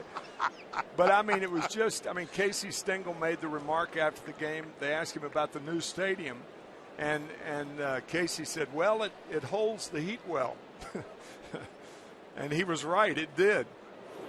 There's a breaking ball to Peralta. But the one thing that I remember about that All-Star game is after the winning run, I'm congratulated by Willie Mays, Willie McCovey, Roberto Clemente, Henry Aaron, Walter Alston, Harry Walker. You talk about a humbling experience. It really was. In your home field, in your hometown. That was tremendous. I remember going into the trainer's room. Koufax started the game. He went 3 innings. Koufax had this stuff called capsulin. It was stuff that it was so hot, we would mix it with Vaseline to cool it off. He had it from his wrist through the shoulders all the way down to the lower back. Ball getting away, no advance. all the way down to the lower back. And I said, Sandy, is that full strength? He said, yes, I have to use it full strength because of my elbow. And I thought at the time, he's finished. He's probably through. And at the end of that season, after winning 27 games his last year, he retired at the age of 30. That was the year the Orioles beat the Dodgers in 4 straight. And the Dodgers got 2 runs early in the game in game 1 and then didn't score the rest of the game, lost 5-2, and then were shut out 3 straight games. And the Orioles won the World Series, and that was the end. Sandy Koufax did hang it up, so you saw the beginning of the end, so to speak, as Peralta swings and misses on a pitch inside, and the count 1-2. Good fastball inside off the plate to Peralta. But Sandy Koufax, during those, Tom Brookins, the first base coach. But Sandy Koufax, for that 6-year period, from 61 to 66, the greatest 6 years of any pitcher in the history of the game. Devastating. Not arguable. Devastating. When he took the mound. And keep in mind, they only gave 1 Cy Young Award. And Sandy Koufax won 3 Cy Young Awards in days where they gave only 1 for both leagues. And I know there are a lot of young fans watching the game, and they say, I don't remember Sandy Koufax. If you get a chance to get online somehow and get to see, you know, the things he accomplished, and maybe even on a YouTube. Anything, any way you want to bring up Sandy Koufax, that's why he is referred to as baseball royalty. And then you can also see Tim McCarver in action when he played for the Cardinals. And then watch the All-Star game, and you can see why Tim McCarver is going to the Hall of Fame in Cooperstown, winning the Ford Frick Award as the broadcaster. And, you know, I'm especially proud knowing you as long as I have to say it again and again. Here is the 2-2 pitch, and Peralta strikes out for the second out. Remaining at first base is Bosch. And Ramon Santiago coming up. Well, you think about that at bat. Peralta swung at the fastball in off the plate, and now the high slider away off the plate. So there are some good at bats where hitters get bad results. That was not a good at bat by Peralta. Santiago singled to center his last time up, 1 for 2. Tigers have out-hit the Rays 6-1. Snap throw to first, and getting back is Bosch.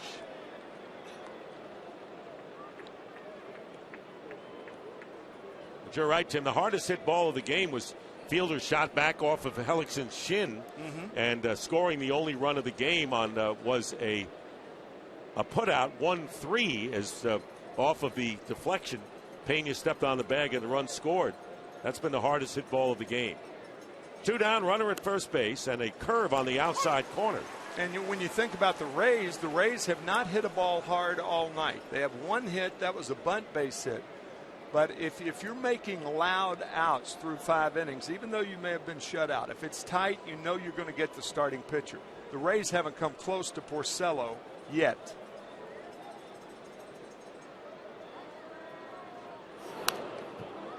1-2 now to Santiago. Wade Davis, the third pitcher of the night for the Rays. Jeremy Hellickson worked 2 1/3, gave up a run on 4 hits. J.P. Howell came in and in 2 innings gave up 2 hits and did a pretty good job on short notice, so to speak, to prevent further damage. 2 out, Bosch with the lead at first. The 1-2 pitch to Santiago.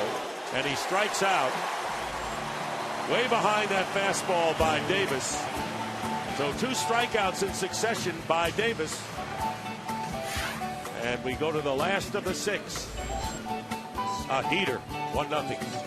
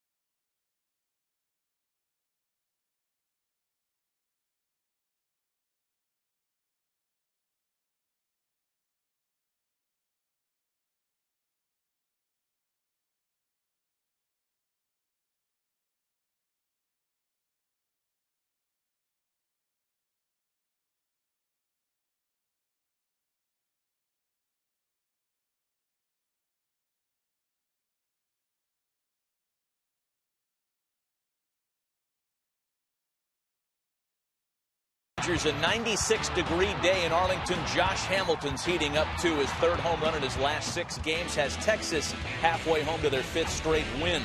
Arizona and Milwaukee, a 2011 postseason rematch. Not a good day for Wade Miley. Ryan Braun's 2nd home run of the night, making it 8-0 Brewers. As we get you back out to Dick and Tim in St. Pete. All right, Matt Vasgersian, thank you very much. And Ryan Braun's numbers exceeding what he has done, and having a terrific year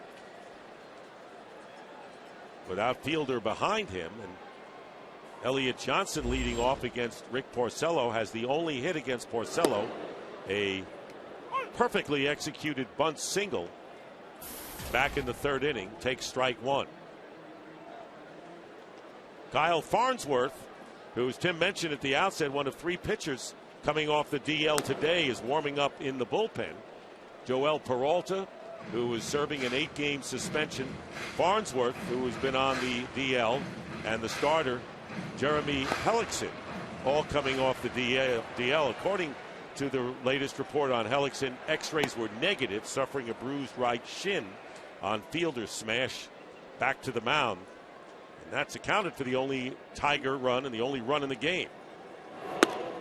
1-2 to Johnson. And Dick, we talked to Evan Longoria earlier. I think the 2 most devastating injuries for a National League team and American League team this year, Longoria for the Tampa Bay Rays and Matt Kemp of the Dodgers. And Matt Kemp still leads center fielders in the National League in voting. So I think the Dodgers are going to play it very coy and not allow Kemp to go to the All-Star game, and certainly everybody understands. I mean, 2 surprises for me are Carlos Beltran and Rafael Furcal. 2 guys that didn't come up through the Cardinal system, but Beltran signing as a free agent, and Furcal coming from nowhere to have a terrific year for St. Louis. And I think it shows how astute the baseball fans are today. Yeah, and particularly in a traditional town like St. Louis. Johnson's retired on a grounder to Santiago, and here's Will Rhymes. American League, on the other hand, Josh Hamilton with another home run. Leading tonight. vote getter, right? Yeah, leading vote getter by far. Over 7 million votes. Here is Rhymes as he takes ball 1. Looking at the American League leading vote getters before they decide tomorrow, and you're right, 7,300,000 plus. Man. 2-0 now to Rhymes. The closest the Rays have come to tying this game happened in the 3rd inning after that great bunt single by Elliott Johnson. Rhymes got a piece of a ground ball at shortstop on Johnson running on the play and kept running and went to 3rd base before Porcello got Jennings on a pop-up to the infield to end the threat as Tampa Bay left the runner at 3rd. 2-1 to Rhymes, and on deck the top of the order is Desmond Jennings.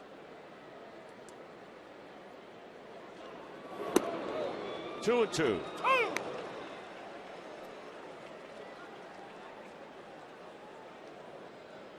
Porcello has had 7 ground outs, 6 balls hit in the air, and has struck out 3. The only base runner was Johnson with the bunt single. Into center field, and it's a base hit. Will Rhymes with a 1-out single, the 2nd hit of the game for the Rays off of Porcello, and that'll bring up the top of the order Desmond Jennings.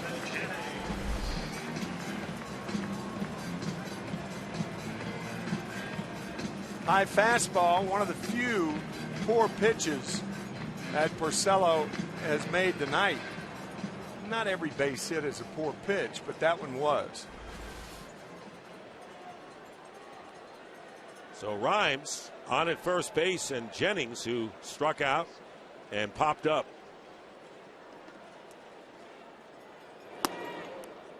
Ball inside, 1-0. So the 2 hits for the Rays have come from their number 8 and number 9 hitters.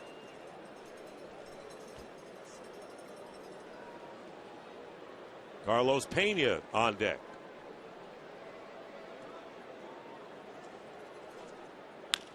Ground ball, base hit to left field by Jennings. Rhymes will stop at second as Berry gets the ball back in. So back-to-back singles with one out here in the 6th inning. And the Rays have the tying run at second base.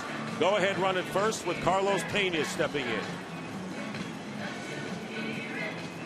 First time in tonight's game that the Rays have had a chance to score. Jennings with a base hit. We talked about his 2 home runs, a nice catch in last night's game. The only run scored in this game thus far, the RBI fielder's choice by Prince Fielder. Porcello's numbers right now, and the Rays, for the first time, have 2 runners on base in the same inning. And Carlos Pena, who has struck out and flied out to the opposite field, left field. And Pena now 3 for 27 since a booming 3-run homer against the Phillies last Sunday. Showing bunt. Forget about that. That's not going to happen. And puts it in play. Porcello slips. Everybody safe. Swinging bunch we didn't discount. You're right. Porcello slipped. Thought he was going to get to the ball to make the play, but he couldn't, and the bases are loaded. That ball had some backspin on it that took it back to home plate. I think that's why Alex Avila, who was going to field it, waved off by Porcello, and the ball spun backwards toward home plate again, and no play on Pena, and that loads the bases. So golfers know when a ball checks up, when you chip it onto a green, that ball checked up on Avila and Porcello, and now Jeff Jones out to the mound, and a conference with all of the Tiger infielders. The bases are loaded with 1 out. So Rhymes is at third, representing the tying run. Jennings at second, representing the go-ahead run, and Pena on at first, breaking what has been a long drought, but he'll take it. Earth, no wind, and no fire. No. And B.J. Upton coming to the plate. 3 hits against Porcello. 1 a bunt, 1 a swinging bunt. And Rhymes to start the inning. Not especially well hit. So here's Upton 0 for 2. Tigers lead 1-0. And off the fist, a pop-up going back as Peralta makes the catch for out number 1. So Upton, or out number 2, we should say, 2 down. As Upton pops up to short left field to Peralta, and that'll bring up the DH Luke Scott. Now once again, Porcello making a pitch when he had to, in off the plate to Upton. Tying him up, he can't drive the ball.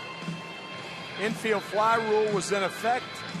Upton's out, and that was the best chance thus far that the Rays have had to score, because they could have scored a run on an out with Upton's speed. Luke Scott grounded to Santiago at second and fouled out to Avila, the catcher. So the bases remain loaded. Now 2 down here in the bottom of the 6th inning, and a slow hit bounding ball, and the play to first base in time. Santiago to fielder, and Porcello pitches out of it with the bases loaded and 1 out. Gets Upton and the cleanup hitter Scott, and the Rays don't score. It remains 1-0 Tigers as we go to the 7th.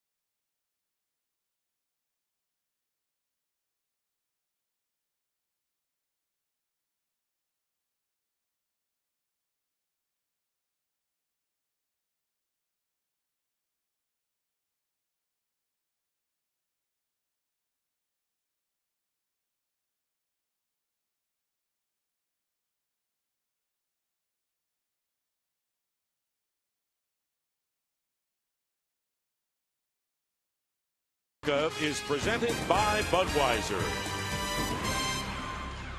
And Kyle Farnsworth, activated today from the DL, suffered a strained elbow in spring training. Was on the 60-day DL when he was activated, started the season with that right elbow strain, suffered in spring training, and now will be facing the top of the order, Austin Jackson. And he's got to be delighted he's back. He had been the closer for the Rays. 25 saves last year. Best year that he's had in his major league career. But Fernando Rodney will maintain that role for Joe Madden. Right. Speaking of all-stars, Fernando Rodney should be on the team. He's been that good. 0-1 to Jackson. Fouled at the plate. Jackson has sandwiched 2 strikeouts around a single, and he scored the only run of the game when he crossed the plate on Fielder's smash back to Hellickson. Tigers leading 1-0, batting here in the 7th inning. They've lost 5 of their last 8.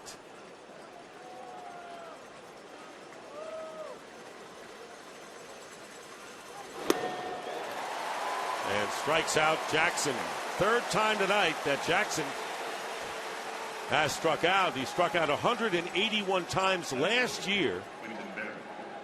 And the 2nd most in Tiger history, and seemed to cut out a lot of that this year. Yeah, he's gotten a lot better in that department. In every department, Jim Leland says he's a much better defensive player and base runner.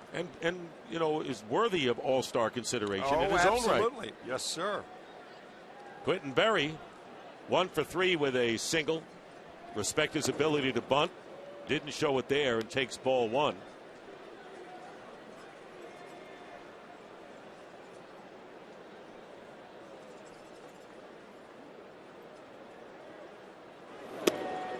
Missing outside, 2-0 now to Berry with Miguel Cabrera on deck, and talking about the Rays getting back some much needed strength both on the mound and at the plate. Luke Scott on Thursday night, and then the 3 pitchers, even though Jeremy Hellickson was hit hard, the only RBI of the game, the ball hit by Prince Fielder with the bases loaded. Prince was an out at first base, and Hellickson left the game. He's fine. It's a bruise, we understand, and no break. And the X-rays were negative. Fastball and a strike, 3-1.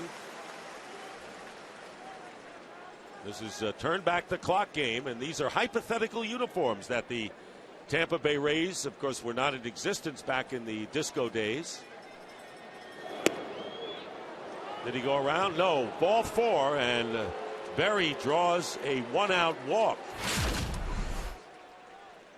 Our only score of the game. There's the shot you mentioned. Fielder off of the shin of Hellickson. Now you see it was deflected to Pena. Made the play at first, but Jackson scored, and that's been the story offensively today. Hellickson tried to throw a couple of pitches and had to come out of the game. Obviously, Hellickson with that injury, and that's not a good thing for the Rays. But as far as this game is concerned, that ball could have trickled into right field and had a big inning. Cabrera has been part of many big innings, and he's been on base 3 times tonight with a pair of singles and a walk. Diving back was Berry. Berry, with 12 stolen bases on the year, has not been caught. And the Tigers are looking for an insurance run here in the 7th inning. And they got a good base runner with 1 out, and Cabrera and Fielder on deck. As you said, Berry has not been caught. 12 steals. You're not looking at a guy who's going to take a pitch, however, and give him a chance to run in Cabrera. You know, it's looked like he's been leaning to second on the last 2 times throwing over.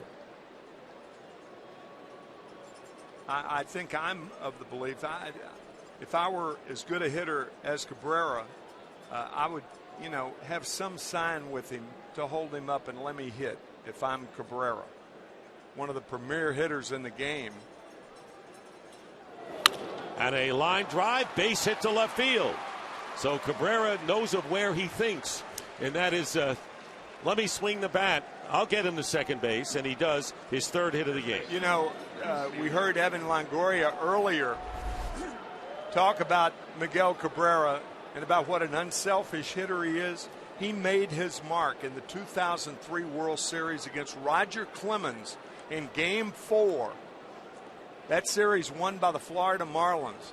If you remember, Clemens knocked him down, and then he hit a home run on the next pitch to right field. At the time, he was 21 years old. And a different-looking Miguel Cabrera, we might add. A svelte Cabrera in those days. Prince Fielder with an opportunity here. Runners at first and second, and one out. Fielder with an RBI on that smash back to the mound that resulted in an out. His 52nd RBI is also walked. Here's what you're talking about. Yeah, Roger Clemens knocking Cabrera down. You could see that look back at Clemens, 2003 World Series. Next pitch, home run, right field. That made his mark as a major league hitter right there. A world of talent, but he's tough to go along with it. Great offensive force in the game of baseball. Here's Fielder with the count, 1 strike. Fouls back a fastball right on that pitch from Farnsworth. And now the count, 2 strikes to Prince Fielder. Berry drew the walk with 1 out against Farnsworth, the 4th pitcher for the Rays. And then Cabrera lined a single to left field. Cabrera, by the way, what a series he's having against the Rays, 7 for 11.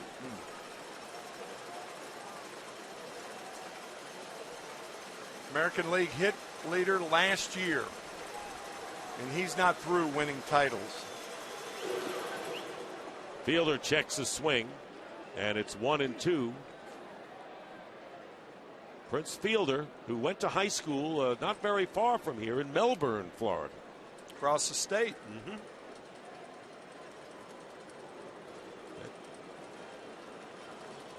And his 212 home runs since the start of 07, still the most of anyone in the big leagues. Berry at second, Cabrera at first, 1 out. Tigers batting in the 7th. Swing and a miss, and a terrific pitch in tight. The Fielder went for 2 out.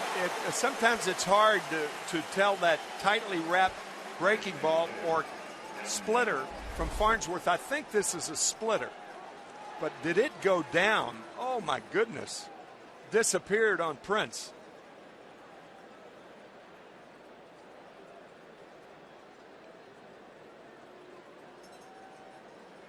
Excellent location with 2 strikes to Fielder. So Delman Young with 2 out and 2 on, 0 for 3. So Farnsworth, who has been well traveled, and Rays being the 6th team he's been with, by the way, also had 2 stints with the Tigers back in 05 and 08. Starts off with the breaking pitch to Young. Kyle Farnsworth is the type of pitcher, when he gets an injury, you can understand it. And the reason is he is so strong. He's one of the strongest guys in the major leagues. He can bench press more than, my understanding is, more than anybody. And players marvel at him. And I'm not sure that Kyle or anybody in the major leagues gives the appropriate amount of stretching along with that lifting. And in baseball, when you think about it, it's an injury waiting to happen. If you're an outfielder, you go from a standstill, you don't receive a ball maybe for 6 innings, boom, you've got to make a play, a hamstring pops on you. I do not believe that major league players stretch like they should. I mean, if you look at major league teams that have stretching drills, and if you're out for batting practice and you're a fan, you can see that. I mean, it's like recess at a nursery school. Not all of them do it. No, but in football, you have told me, and the guys in the truck have told me, that these guys stretch continuously. Basketball, too. Every day, and basketball, too. When's the last time you've heard of a hamstring pull in basketball? Not too often. Maybe other injuries. Especially in a stop-and-start sport like baseball. Yeah, stop and start. Baseball is an injury waiting to happen sport. 2-1 with 2 out to Delman Young. 2 runners on for the Tigers, and there's a fly ball. Starting back was Upton. Now coming in is there to make the play, and Farnsworth pitches out of a jam. 1 hit. Tigers lead 2. Rays coming up. It's the home 7th. Detroit 1-0.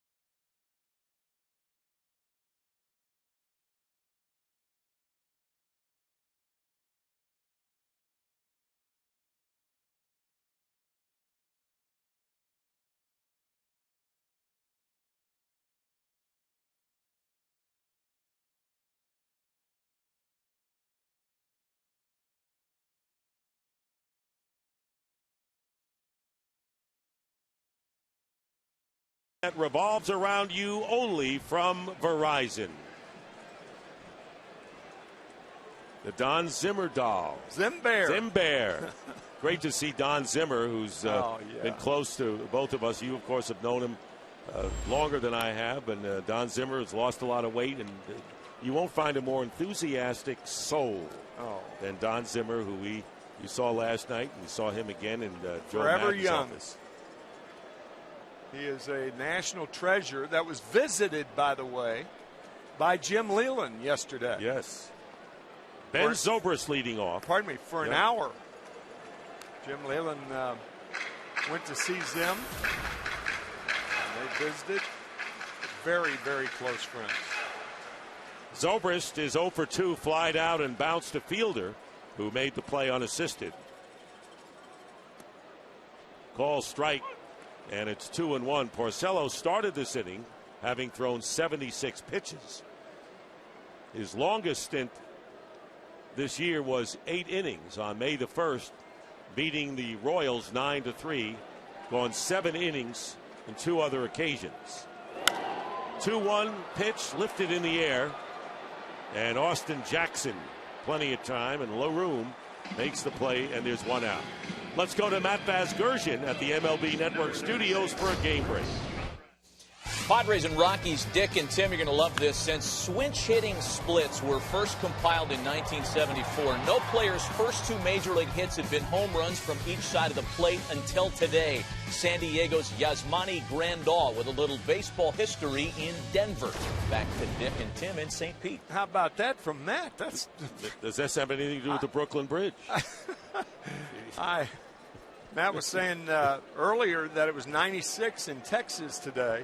And that's cool. The Tigers have to be thinking 96 when they were there.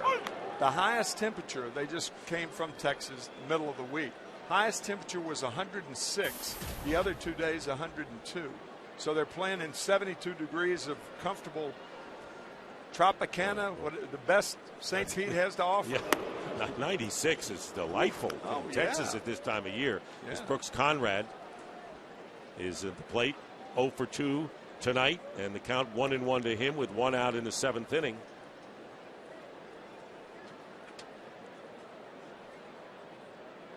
Jose Lobaton is on deck. There's a call strike, 1-2 now to Conrad. Well, Porcello has just been a clinic out there tonight. A little bit off, inside, outside, occasional breaking ball, changes speeds, works fast. Everything pitching coaches love. Joel Peralta, who came off the DL today along with Farnsworth and Hellickson, started to throw last inning, and he's up again in the Rays bullpen now. There is Peralta coming off the 8-game suspension after being found with pine tar in his glove. More on that in a while. Here's the 1-2 pitch inside.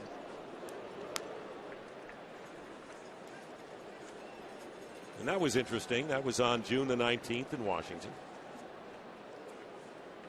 Thought it was very interesting. Some of the comments Davey Johnson had about Joe Madden and some real anger between those 2 combative guys. Strike 3, and Conrad goes down, 2 out. 4th strikeout for Porcello, and that'll bring up Lobaton.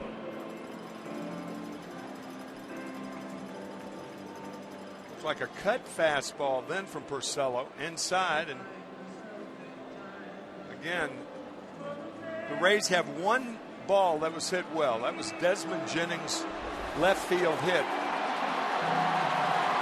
And you got to taking you back to the 70s. Yeah, I guess we're doing it literally. Yeah, a fan has run onto the field and says, "Okay, I went as far as I could to the right center field wall."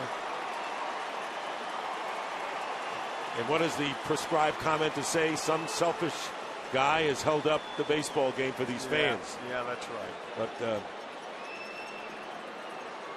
one guy who missed the concert tonight.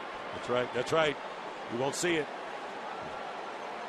Well, the stars align for the 2012 Major League Baseball All-Star Game as the best of the American League take on the National League's top players. Don't miss the action Tuesday, July 10th at 7:30 Eastern, 4:30 Pacific on Fox.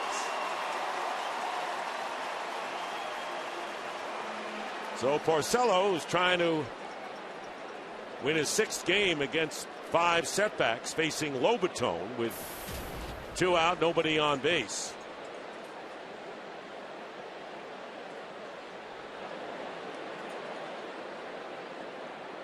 Lobaton has flied out and bounced to second. Take strike 1.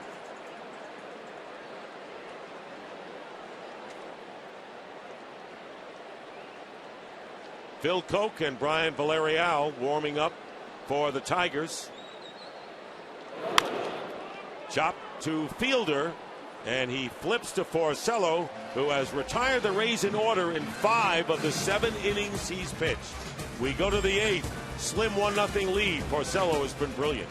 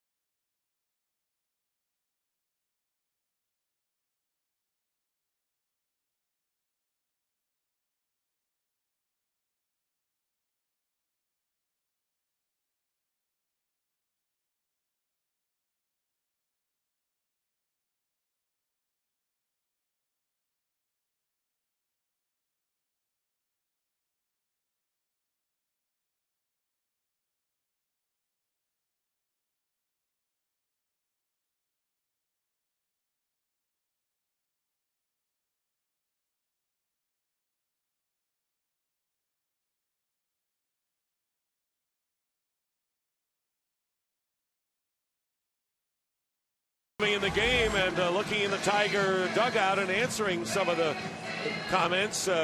He was found with pine tar on his gloves, suspended for 8 games and coming back tonight. It looks playful. Of course, an 8-day suspension is not considered playful for anyone. And that was his suspension, as Dick said, a week before last night. 8-day suspension, first day back. And you can bet there's no pine tar in the glove. Yeah, but I didn't see any smile on his face when he was. Well, not until the end. Yeah. So I think somebody was on him pretty hard in the Tiger dugout, and then there was comic relief. Alex Avila, 1-0 to Avila, who walked his last time, 0 for 2 officially. And Peralta suffering the loss 2 nights later while appealing his suspension. This is his 2nd year with the Rays. Lefties have only hit 170 against him. And there's a strike, 1-1 to Avila. And another lefty, Brennan Bosch, is on deck. Here in the 8th inning, the Tigers leading 1-0.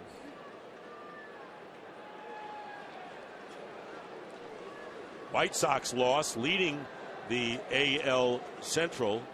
But the Indians were victorious over the Orioles today. The Tigers can pick up a game on the White Sox. Avila swings and misses. Well, now it's time for Just for Men Auto Stop Foolproof Stat. And just as the Detroit Tigers can count on Alex Avila, and you can see they can with most RBIs by a catcher since 11, you can count on Just for Men Auto Stop for foolproof results. The rule, by the way, concerning Peralta is 802 in the rule book. It says no foreign substance can be used on the ball other than the one provided by the league. Good splitter from Peralta. Avila strikes out. I think 8 days is too harsh, number one.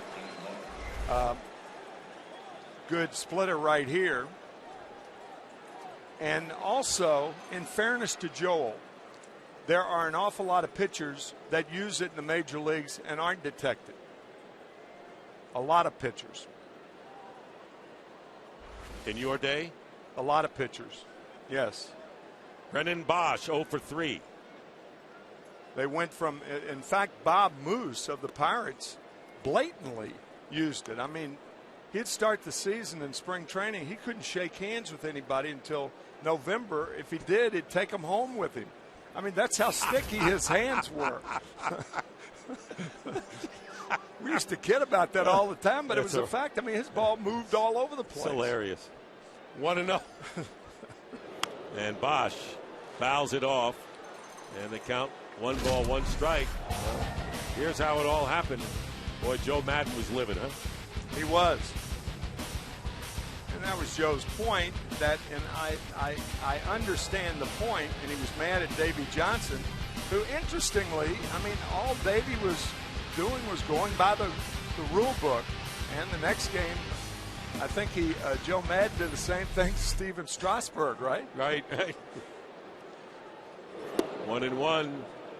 Laid off the pitch and did not go around as they checked with Bob Davidson at third. I don't think, Dick, that it's much ado about nothing. But does pine tar, I think what baseball has to determine, and I'm not too sure, now that's pine tar for the bat, but does pine tar unfairly direct a pitch from a pitcher that rosin doesn't do?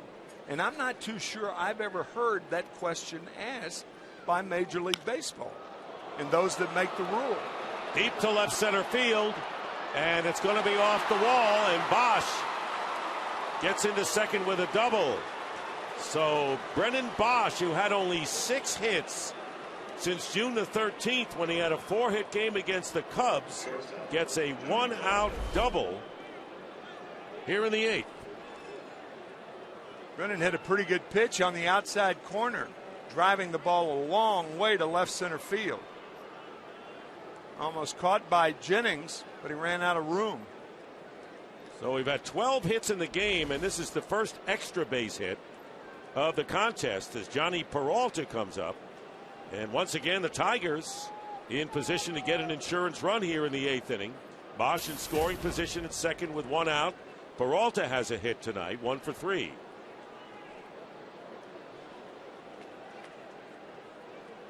So Peralta facing Peralta here in the 8th inning of a 1-0 game. On the corner, strike. Dick, to sum that up, I guess, I mean, rosin, particularly when it's mixed with sweat and dirt, can do almost the same thing as pine tar. And I think that's the key. Almost. Not quite what pine tar can do. It's not the leverage, it's not quite as sticky, but almost. And I think the rule should be more clearly stated. Because really it's between rosin and pine tar. It's baseball's view right now that pine tar causes an unfair advantage by a pitcher to a hitter, and that doesn't, and that is rosin. I'm not too sure it's distinguishable in baseball terms. What about as a batter? From a batter, it doesn't matter. I mean, you remember the pine tar incident with George Brett, but that's out now. You can have pine tar to the end of the bat. They don't care anymore. But from a batter, you're using it in your hands to hit a ball. You're not touching the baseball. in pitching, you're touching the baseball with pine tar or rosin, and I mean, really, if you want to apply common sense, why would a pitcher even take a chance if it didn't meet his desired results? He doesn't have to put it in there. No, so he must no, think that's it's going right. to help him. That's right.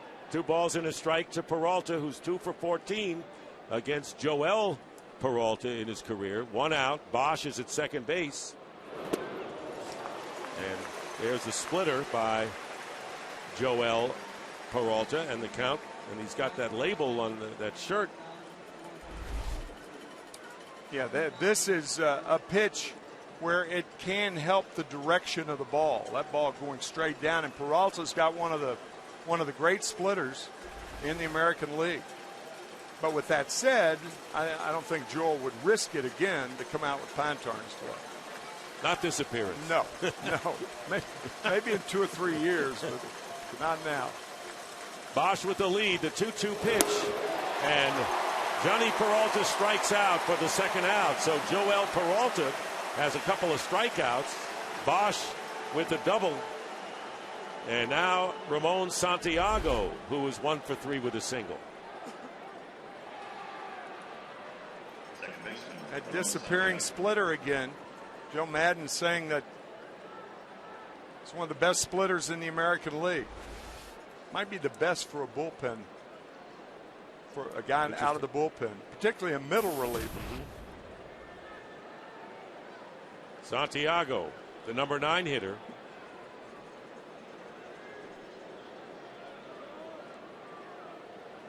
Tigers looking for that insurance run, leading 1-0 in the 8th inning. The first pitch to Ramon Santiago is a strike. Been with the Tigers since 2002, except for a couple of years with the Seattle Mariners. And actually, he became the senior member of this ball club when Brandon Inge was waived.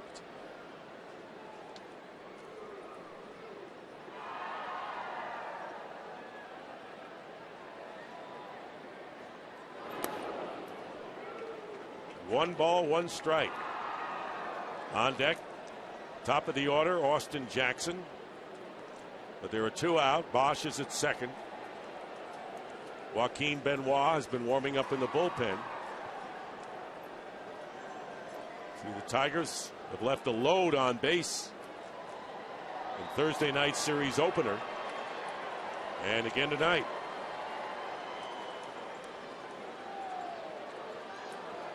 Back 5 innings, they've left 2 men on base. Peralta's 1-1, and it's fouled off 1-2. Saturday, August 4th, the UFC returns to Fox with 4 massive fights, including knockout artist Hua taking on Brandon Vera in the biggest fight of his career, plus an epic bout between former UFC champ Lyoto Machida and rising star Ryan Bader. UFC Fight Night on Fox, sponsored by Bud Light, is live from Los Angeles Saturday, August 4th at 8 p.m. Eastern. I think we finally found a sport where the athletes involved have a tougher job than catchers do. That's right. Yeah, good point. Maybe Peralta could be a UFC fighter.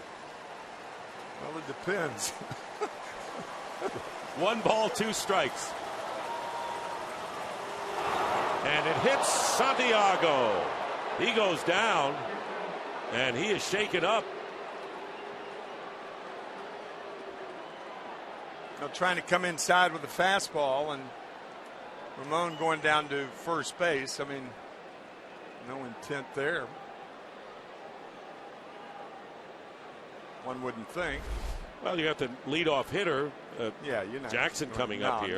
No, yeah, you got a better hitter than Santiago. I mean, you're not going to hit Ramon. Hit him square in the back, and Jim Leland is out of the dugout to check on Santiago.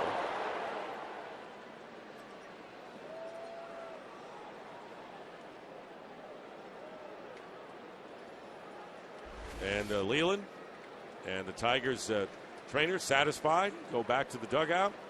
And Austin Jackson will come up with runners at first and second and 2 out.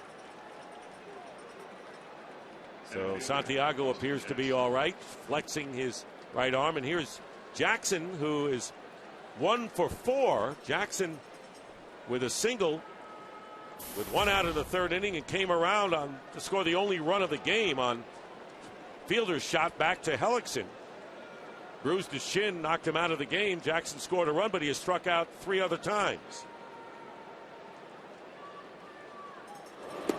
Curveball and a strike.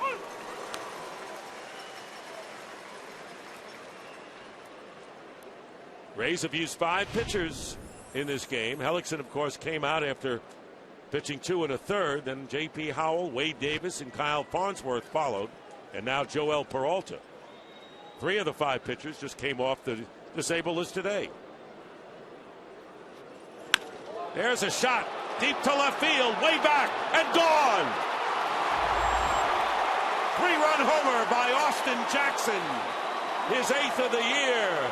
And the Tigers have big-time breathing room now, leading 4-0.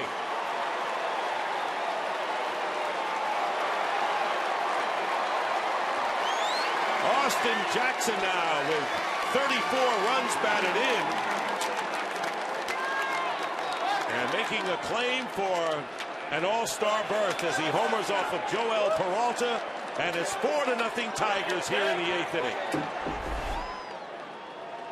Got a fastball in the middle of the plate. It made Peralta pay.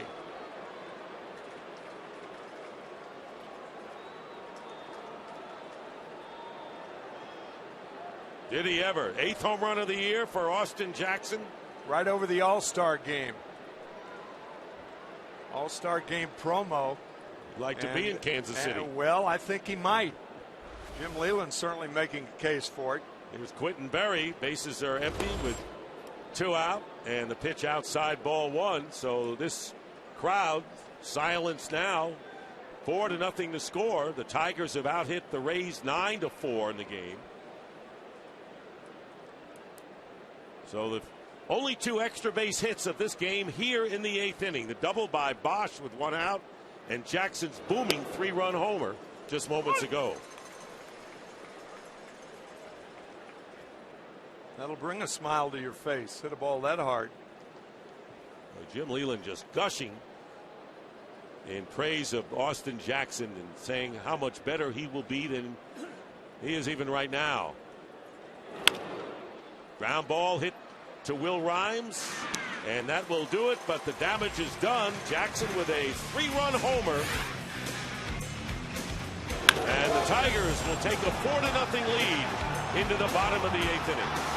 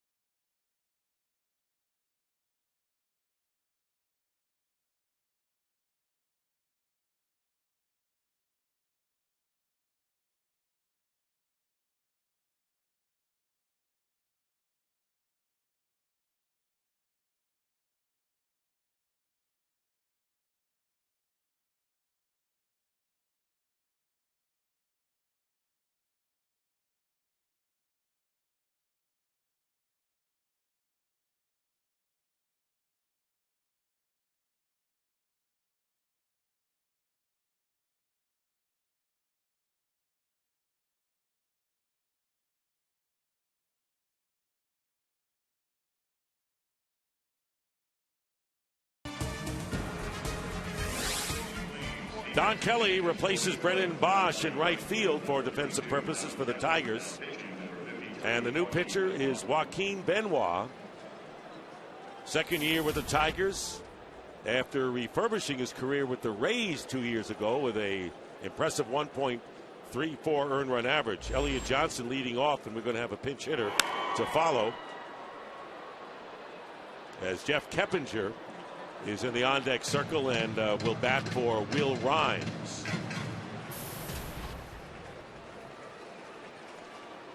4-0, the Tigers lead. Rays batting in the bottom of the 8th inning. Tigers won the series opener 5-2 Thursday. And then last night, the Rays won 4-2, beating Justin Verlander.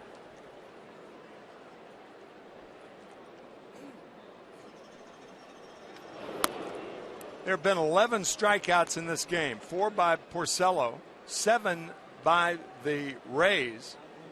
And the guys on the truck have been working on something that you may have never seen before, you folks out there. If you're ever at a major league ball club, watch what a hitter does when they strike out on their way back to the dugout. They don't want to look in the dugout, so where do they look? If it's the third base dugout, they look into left center. If it's the first base dugout, they look into right center. They don't want to look in the dugout because they just struck out, right? So from a psychological standpoint, you understand that. They have to look someplace. They're not looking in the stands. And a lot after of times, striking out. Tim, that's interesting. Sometimes you think they may be looking at the pitcher who just struck them. Yeah, out. but they not. never do. No, if it's a third base dugout, they're looking to left center. If it's the first base dugout to which they're returning, they look to right center. And we're going to show you what we mean after the first batter. Because you always see him looking out. That's right. And they're looking out, but you really don't know where. Where, right. It's been my observation that I think that that's right. Elliott Johnson with the count 1-2. And now the count 2 balls and 2 strikes. And it's almost something, Dick, that we can playfully call strikeout alley. Or the strikeout zone. Left center, right center. But it's amazing how many guys have done it in this game. Or a no-look strikeout. Or a no-look strikeout. I'm not looking anywhere. No, they can't. They've got to look to right center or left center. They've got to do that. And you have an example of this. We have more than one. Oh, you have? Okay. Oh, yeah. We're going to been, build our case. You've been concocting something with the... Think I'm a bad attorney? No. I'd hire you anytime. Yeah. No, it's fascinating to me that guys don't, they're disappointed in striking out. They don't want to look at the dugouts to which they're returning or the stands. So they don't want to look at the pitcher. So we'll show you. Boy, P.T. Navarro, our producer, Michael Frank, our director, you've been cooking something up. Here's a pop-up and Avila going back, and it's out of play. Well, the count remains 3 balls and 2 strikes to the leadoff hitter for the Rays here in the 8th inning, Elliott Johnson. You could even attach a musical ditty with this baby. This thing might be brought back. Well, let's think of what during the All-Star game. What tune fits? We know Broadway. We've been talking about singing it. Right? We do. Yes.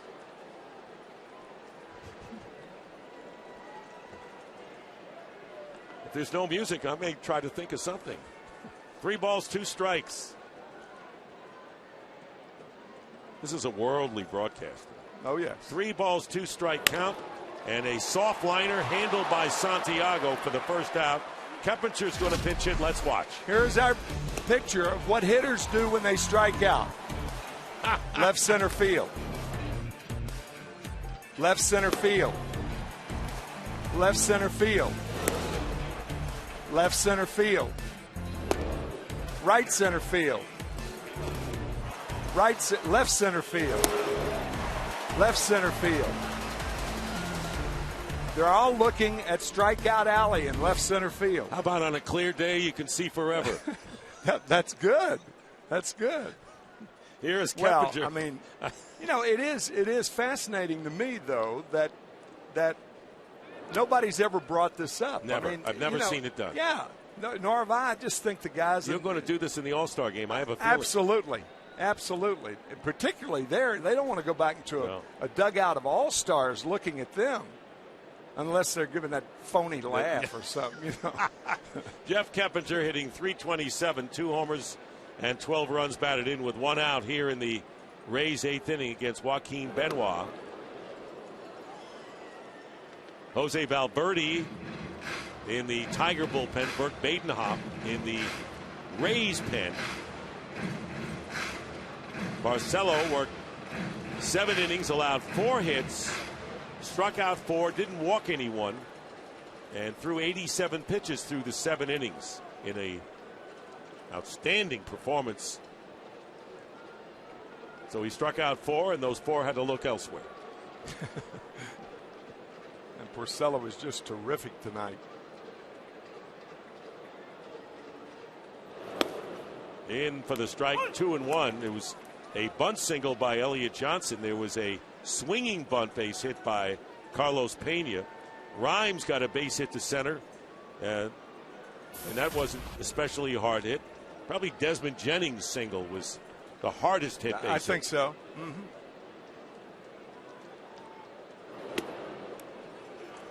Count goes to 3-1 to Keppinger with Jennings on deck. Top of the order for the Rays. Hypothetical uniforms being worn. Throwback to 1979. And the headline said Rays go back to a time that never was. They weren't in existence back then. So they had to make this up. Shot to left field. It's deep. Going back. Looking up. Gone. Keppinger with a home run. And the first run of the game for the Rays. Breaking up the shutout. Keppinger's 3rd home run of the year. His 13th run batted in. And it's a 4-1 game. Dick, it looked like Jeff was looking for that fastball up and in. A lot of guys don't usually do that with the 2-strike count. It's too dangerous. He got all of that one with that unusual batting stance. Open stance, feet together. He uncoils. Hit that one a ton. Keppinger came off the DL last Saturday against the Phillies and had a career-high 5 hits in his first game back. And there is the bunt by Jennings and the flip to first just in time. Crowd not happy with that call by first base umpire Mike Machinsky, but I think he got it right. And now Joe Madden coming out of the dugout to argue with Machinsky. Well, you know, Benoit did not get to that ball quickly enough, and then he underhanded it. You can understand the underhand throw. First base umpire Mike Malinsky is out. Joe Madden is going to argue the play. You could see Malinsky saying that's true. You try to push it by the pitcher. Now watch the underhand throw. Close. Ooh, it was very close. Yeah, it looked like a tie, and you know what that means. I think he may have beaten the play.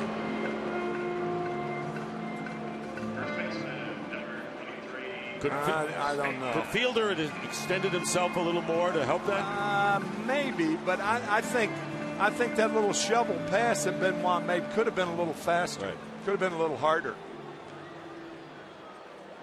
Well, there's the Rays dugout reaction. B.J. Upton. Keppinger. So, in any event, it is an out, and there are 2 down to Carlos Pena. It's 4-1 with the home run by the pinch hitter Keppinger. And there's a fly ball deep to right field. Way back Kelly, and that's gone.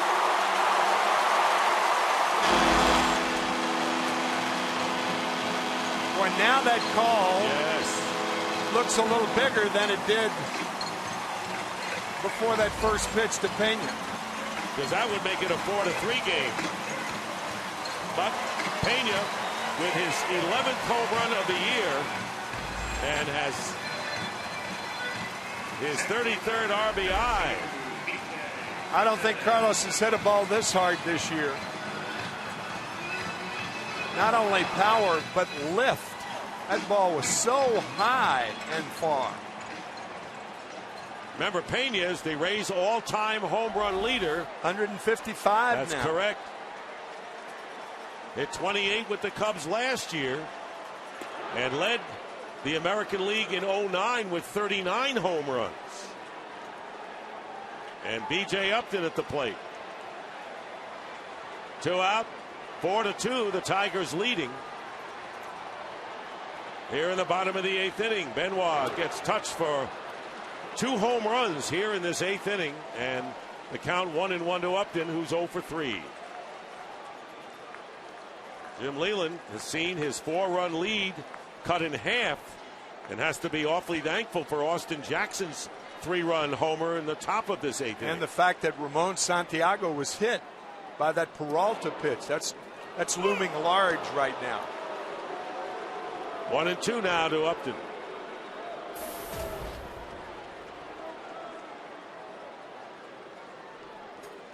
Baden-Hop in the Rays pen. Jose Valverde, who hasn't thrown for a while, he'd be ready to come in the 9th inning. And Upton strikes out, but not before Keppinger with a pinch hit homer, and Carlos Pena with a 2-run drive, and it's 4-2, 2 home runs, 4-2 the score.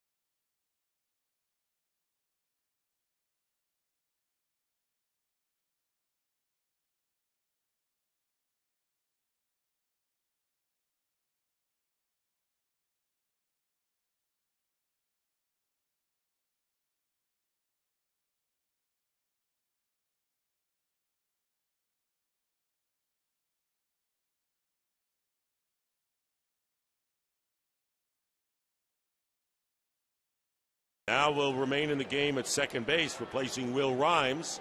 And Burke Badenhop took the loss Wednesday in Kansas City for the Rays. 29-year-old right-hander from Northwest Ohio was originally drafted by the Tigers in the 19th round in 2005.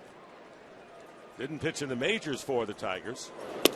Went 34-19 in their system, and this first pitch to Cabrera. First 2 pitches, 1 ball and 1 strike the count. Same hometown as Jim Leyland.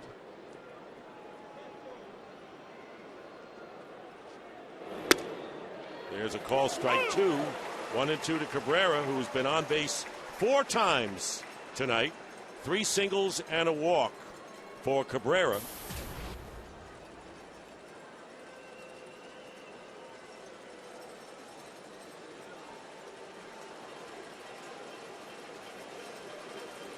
Badenhop, the sixth pitcher of the night for Joe Madden. Lays off the breaking pitch away, 2-2.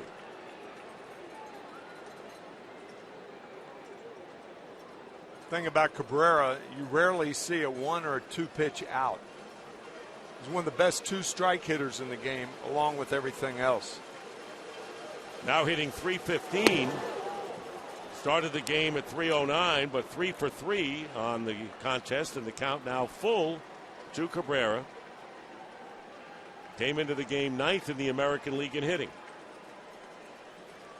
And there's Prince Fielder waiting to hit. Part of the order for the Tigers here in the 9th inning. They had a 4-0 lead. Now it's 4-2. And ball 4, and Cabrera draws a leadoff walk with Prince Fielder coming up. This MLB on Fox season, Fox Sports is proud to support Boys and Girls Club of America, a place where youth can reach their full potential as productive, caring, responsible citizens. To learn more, please visit greatfutures.org/Fox Sports. And it's our proud to have the Boys and Girls Clubs of America representing they do us. such a wonderful job. And what a ball game we have here, huh? No scoring for a while, 1-0, close pitchers duel, and all of a sudden, no extra base hits. Bosch with a double, then the long ball. Jackson, and 2 for the Rays. And 2 for the Rays. Same inning, 8th inning. Fireworks late. That pitch fouled off. So getting ready for Earth, Wind, and Fire. We're getting some explosive stuff going on in the 8th inning of this game. The thing about Fielder and Cabrera is you can't get them out in the middle of the plate with fastballs. 2-0, 3-1, 3-0, 1-0, hitters counts. They turn pitchers counts into hitters counts, both of them. That's why they are so difficult to keep the ball off the fat part of the bat. And that's why people were saying, hey, if the Tigers won last year in the AL Central, now they have Prince Fielder. That's right. The one thing they lacked was that bat to help Cabrera. And we still have Verlander and everything. And I think Justin said it very well. He said, when we pitch, we don't hit. When we hit, we don't pitch. But again, that one step forward and one step back. They just can't get out of that rut. And nobody is more patient than Jim Leland as far as knowing that it's a long season, doesn't put any pressure on, and doesn't say, look, we haven't been able to do it. He knows that is within range in that division. No one's going to run and hide. Yeah, I mean, the one thing Leland has, the same thing Joe Madden has. They have understanding. Fielder stays alive, and the count remains 1-2. In fact, it was interesting what Joe Madden had to say about his team's porous defense, which was unusual for them. He says, you can't put pressure on them because it'll get worse. Oh, yeah. Just work on some things. Of course.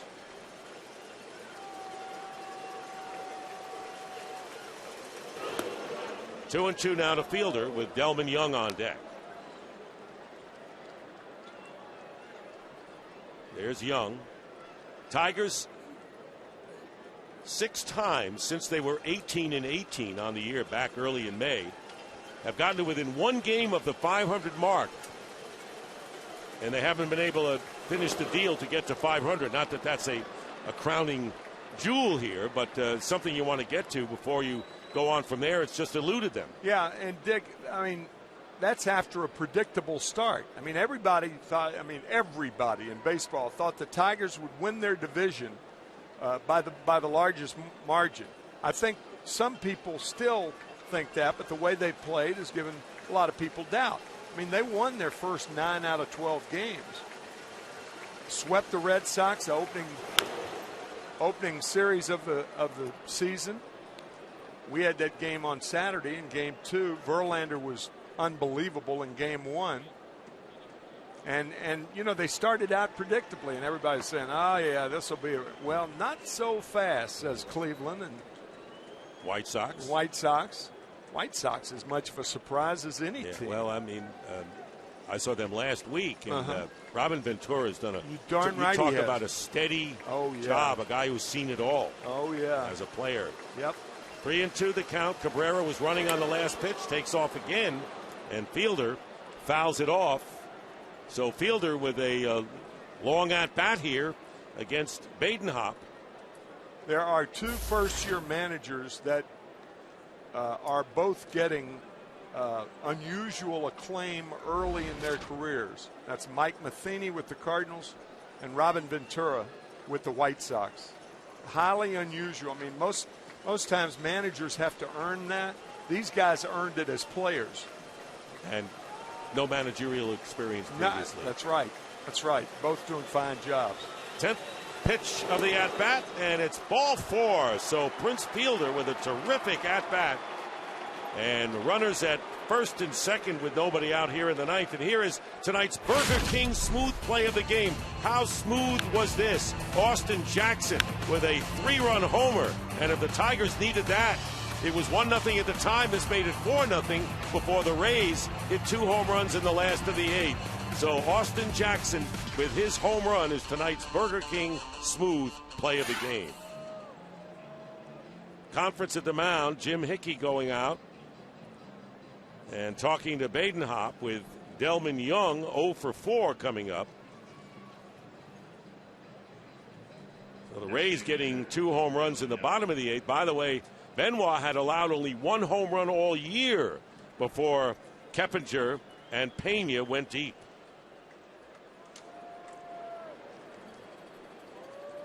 So here's Young.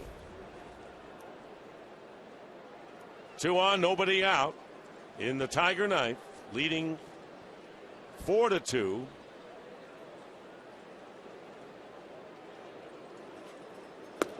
Valverde in the bullpen. Talked about it earlier, Dick. This is why that 5th and 6th hitter of the Detroit Tigers are so important, because these guys are going to be on base all year. They've been on base 7 times tonight. 5 for Cabrera, twice for Fielder, and he drove in the first run of the ball game. And Young has left 7 men on base himself. This is a very, I think if the Tigers are considering, obviously they're thinking about postseason, and if they do, they're going to have to get somebody hot in that 5 and 6 hole. Somebody to drive in, because guarantee you, whether it's a postseason or not, they're not going to pitch to Cabrera like last year Ron Washington did. No, he didn't. So they knew they needed that bat. They needed another one even after that. Yeah, that's right. That's right. Now, Brennan Bosch, you know, if he were swinging the bat right, could be a candidate. Right. Count is 1 ball and 2 strikes to Delman Young. Cabrera and Fielder both drawing walks.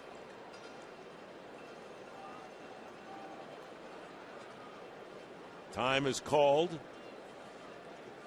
So runners at first and second, nobody out. Cabrera's been on base 5 times tonight. 3 singles and 2 walks. He's on at second. Fielder with the lead at first.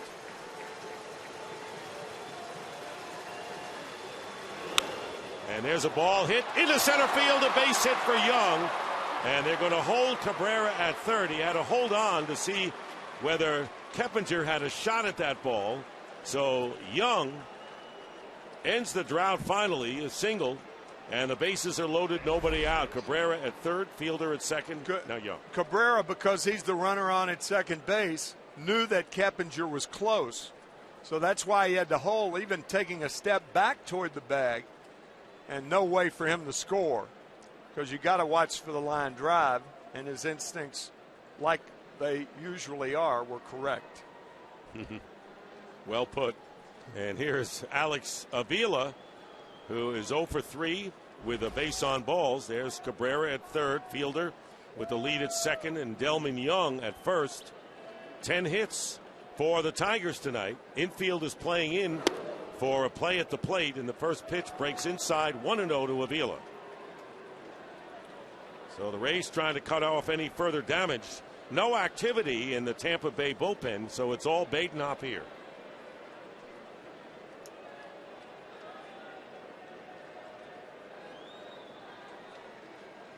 On deck is Don Kelly, who went in to play for right field for Bosch. And now Maidenhop falls behind 2-0 to Avila. And Kelly waiting to hit.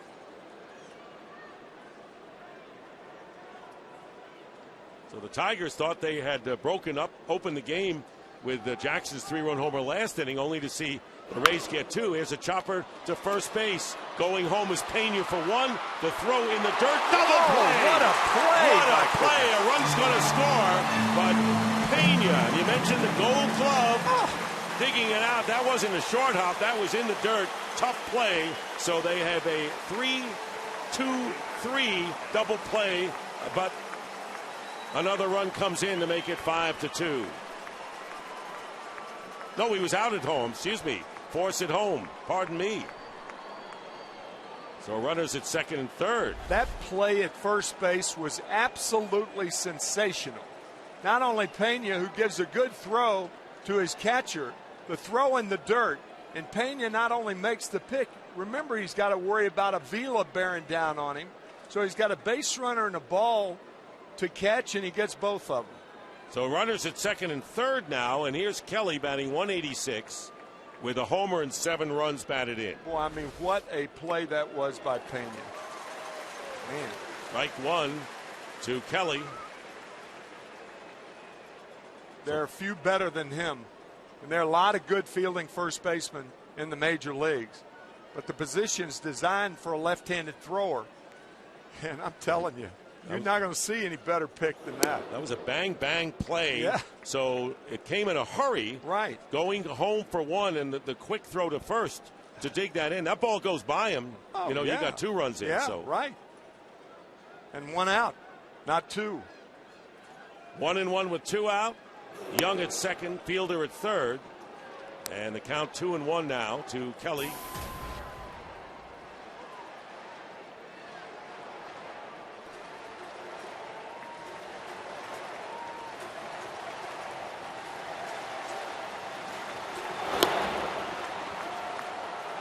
Three and one, first base open, and Johnny Peralta on deck for Detroit.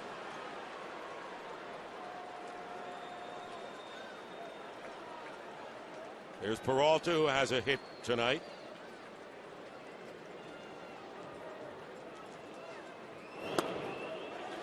There's a strike.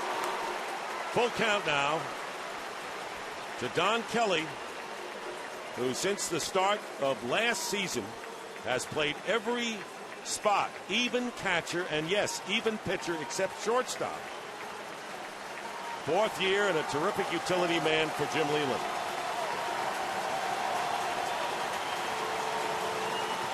Runners at second and third. The 3-2 pitch. Ball 4, and Kelly walks, and the bases are loaded.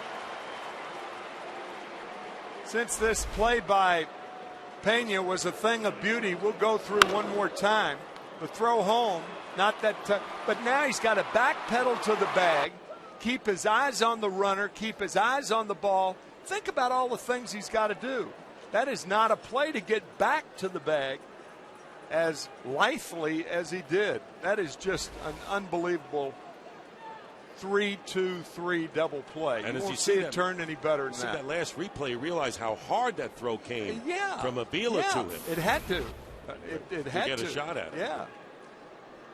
Here's Peralta, 1 for 4, has struck out his last 2 times to the plate. Badenhop has thrown 30 pitches now. Here in this 9th inning, he is the 6th pitcher for Joe Madden.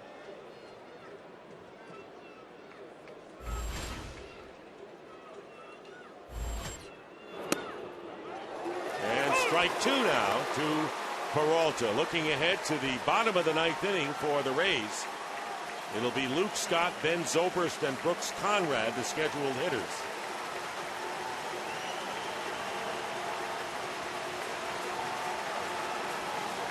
So the Rays defense keeping it a 4-2 game here. And 1-2 now to Peralta. And Valverde, who has been doing more standing than throwing in the last 10 minutes or so for true. the Tigers in their bullpen, would be coming in with a save opportunity if it remains status quo. Base is loaded, and it won't. Base hit to right field by Peralta. 2 runs are going to score. The throw to second. Peralta gets in the rundown. Here comes the other runner from third. And getting back is Kelly, and Kelly gets back to third base. He's safe. So they had Peralta in the rundown, but then Kelly went. Good base running by Kelly. Excellent. Terrific base running, and he got back to third safely. Good base running by Peralta, too. Yes. The overthrow, and then he stopped at second before he got there. Kelly saw that, took off for home. So Delman Young scores easily, as does Fielder. So there's throw to second there, and caught in a rundown is Kelly. I beg your pardon. Kelly's at third, and now slides to the outside part of the bag and beats the play. Good base running by Peralta and Kelly. Peralta gets 2 RBIs with his base hit, so he's 2 hits today and 24 RBIs on the year. It's 6-2 now. You know, Dick, we talked earlier about the unearned runs that the Rays give up this year and have given up. Neither one of those runs were unearned, but they should have been. Or at least the Rays should be out of the inning. I'll correct myself. Maybe the run should be earned, but the Rays should be out of the inning. You just give a team like Detroit an extra chance here. So it's second and third. Santiago, 1 for 3, was hit by a pitch the last time up, trying to go the other way with it, and it's out of play, and it's 2-1. So the Tigers lead it now 6-2, and it would not be a save opportunity for Valverde. I don't think it would be pushing things either to say the biggest at bat in this game was the hit batsman when Santiago was hit before the home run by Jackson. The batter who's up right now. Yeah, right.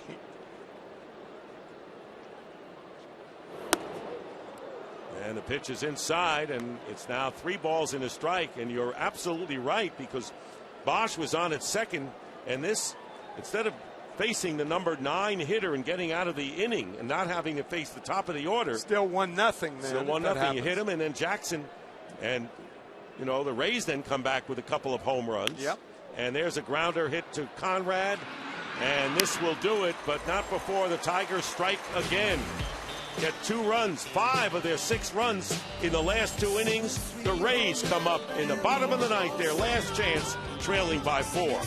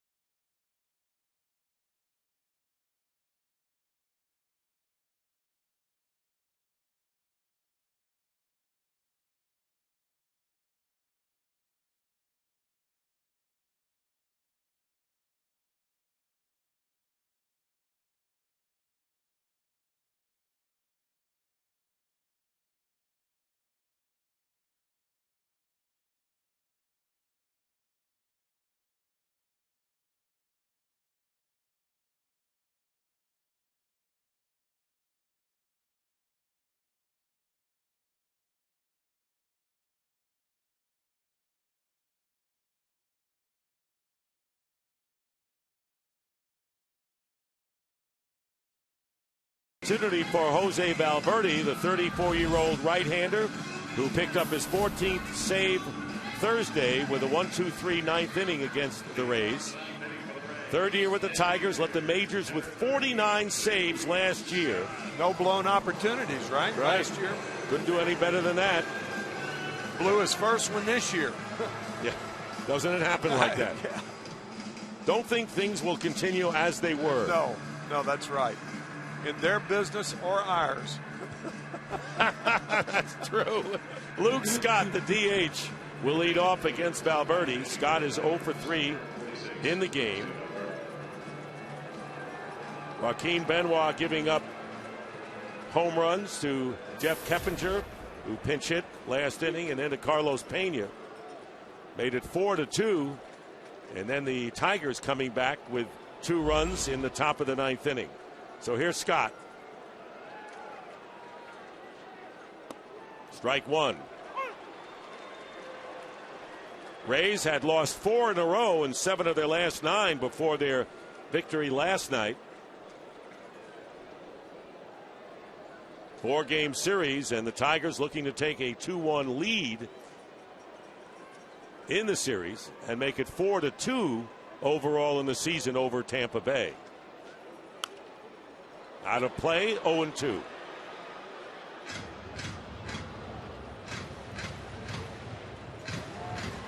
The Yankees won, defeated the White Sox 4-2.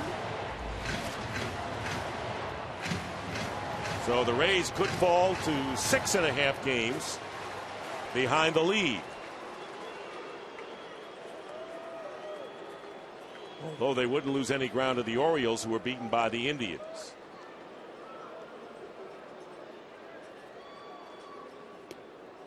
One and 2 now to Scott.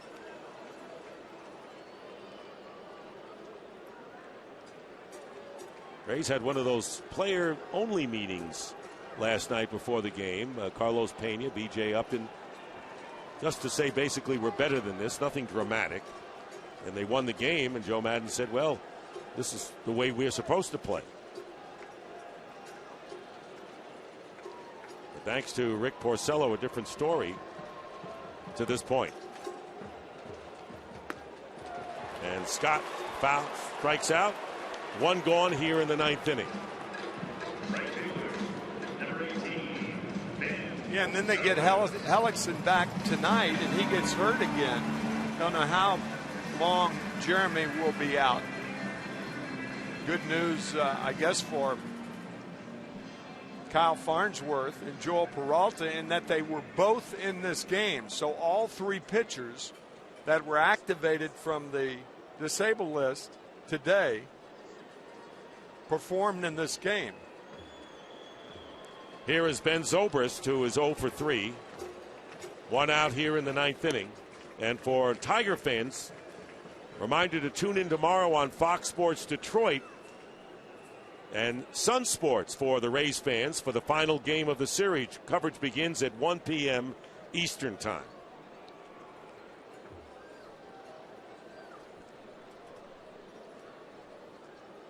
So Sun Sports on Fox, and the Tiger fans can also tune into Fox for their local broadcast in tomorrow's series finale. That's right.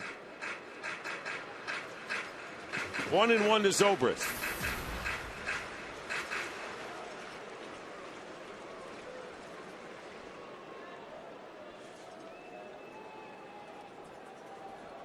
Mario Impemba and Rod Allen for the Tigers.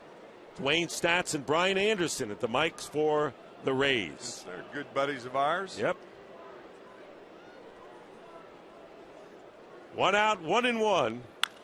And a foul ball down the right field line. So Valverde is ahead of Zobrist, 2 strikes. Rick Porcello pitching 7 innings tonight. 7 shutout innings, giving up only 4 hits. Striking out 4 and not walking a batter. And nothing really hard hit against Porcello tonight.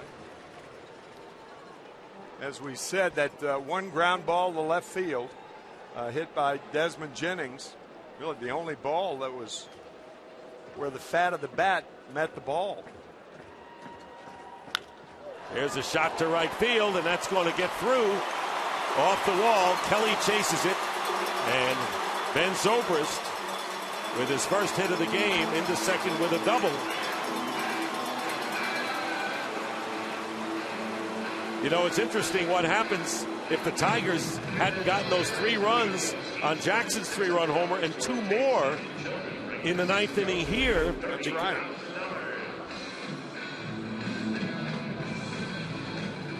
The game can change on quirky little things. Like the Rays thought they were out of it. They got the double play, the 3-2-3 double play. And then the base hit by Peralta after Bosch had walked, or after Kelly had walked, I beg your pardon. Well, you know, if the Tigers didn't get 2 add-on runs in the top of this inning, the tying run would be at the plate right now. That's right. 4-2. Conrad 0 for 3. Change. I mean, this game's gone along with this 1-0 score, 1-0, and then boom, boom, you boom. Get lulled. 7th and 8th and top of the 9th. Hideki Matsui is on deck, and he will bat for Lobaton. And the first pitch taken for a ball, 1-0 to Conrad. There's Matsui, whose role changing somewhat with the return of Scott as the DH. 1 out. Zobrist is at second. 6-2, the Tigers lead, bottom of the 9th.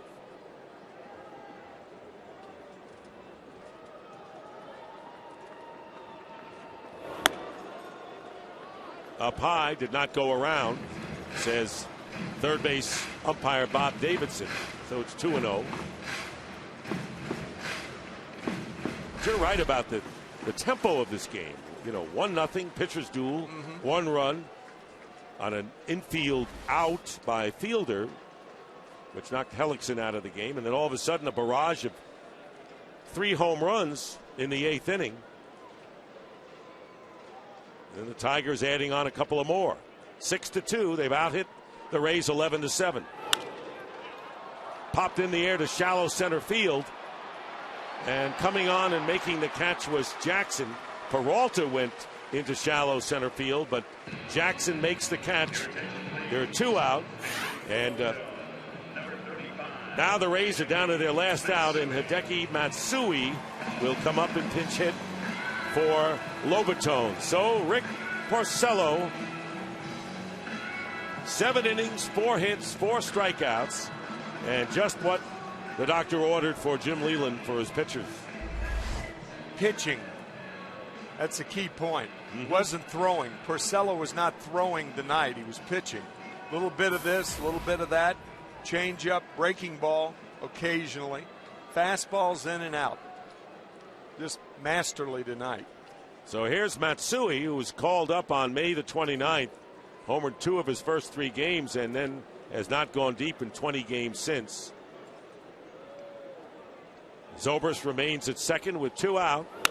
And there's a fly ball to right field. Kelly coming on over, and he makes the catch to retire the pinch hitter Matsui, and the game is over, and the Tigers have defeated the Rays 6-2.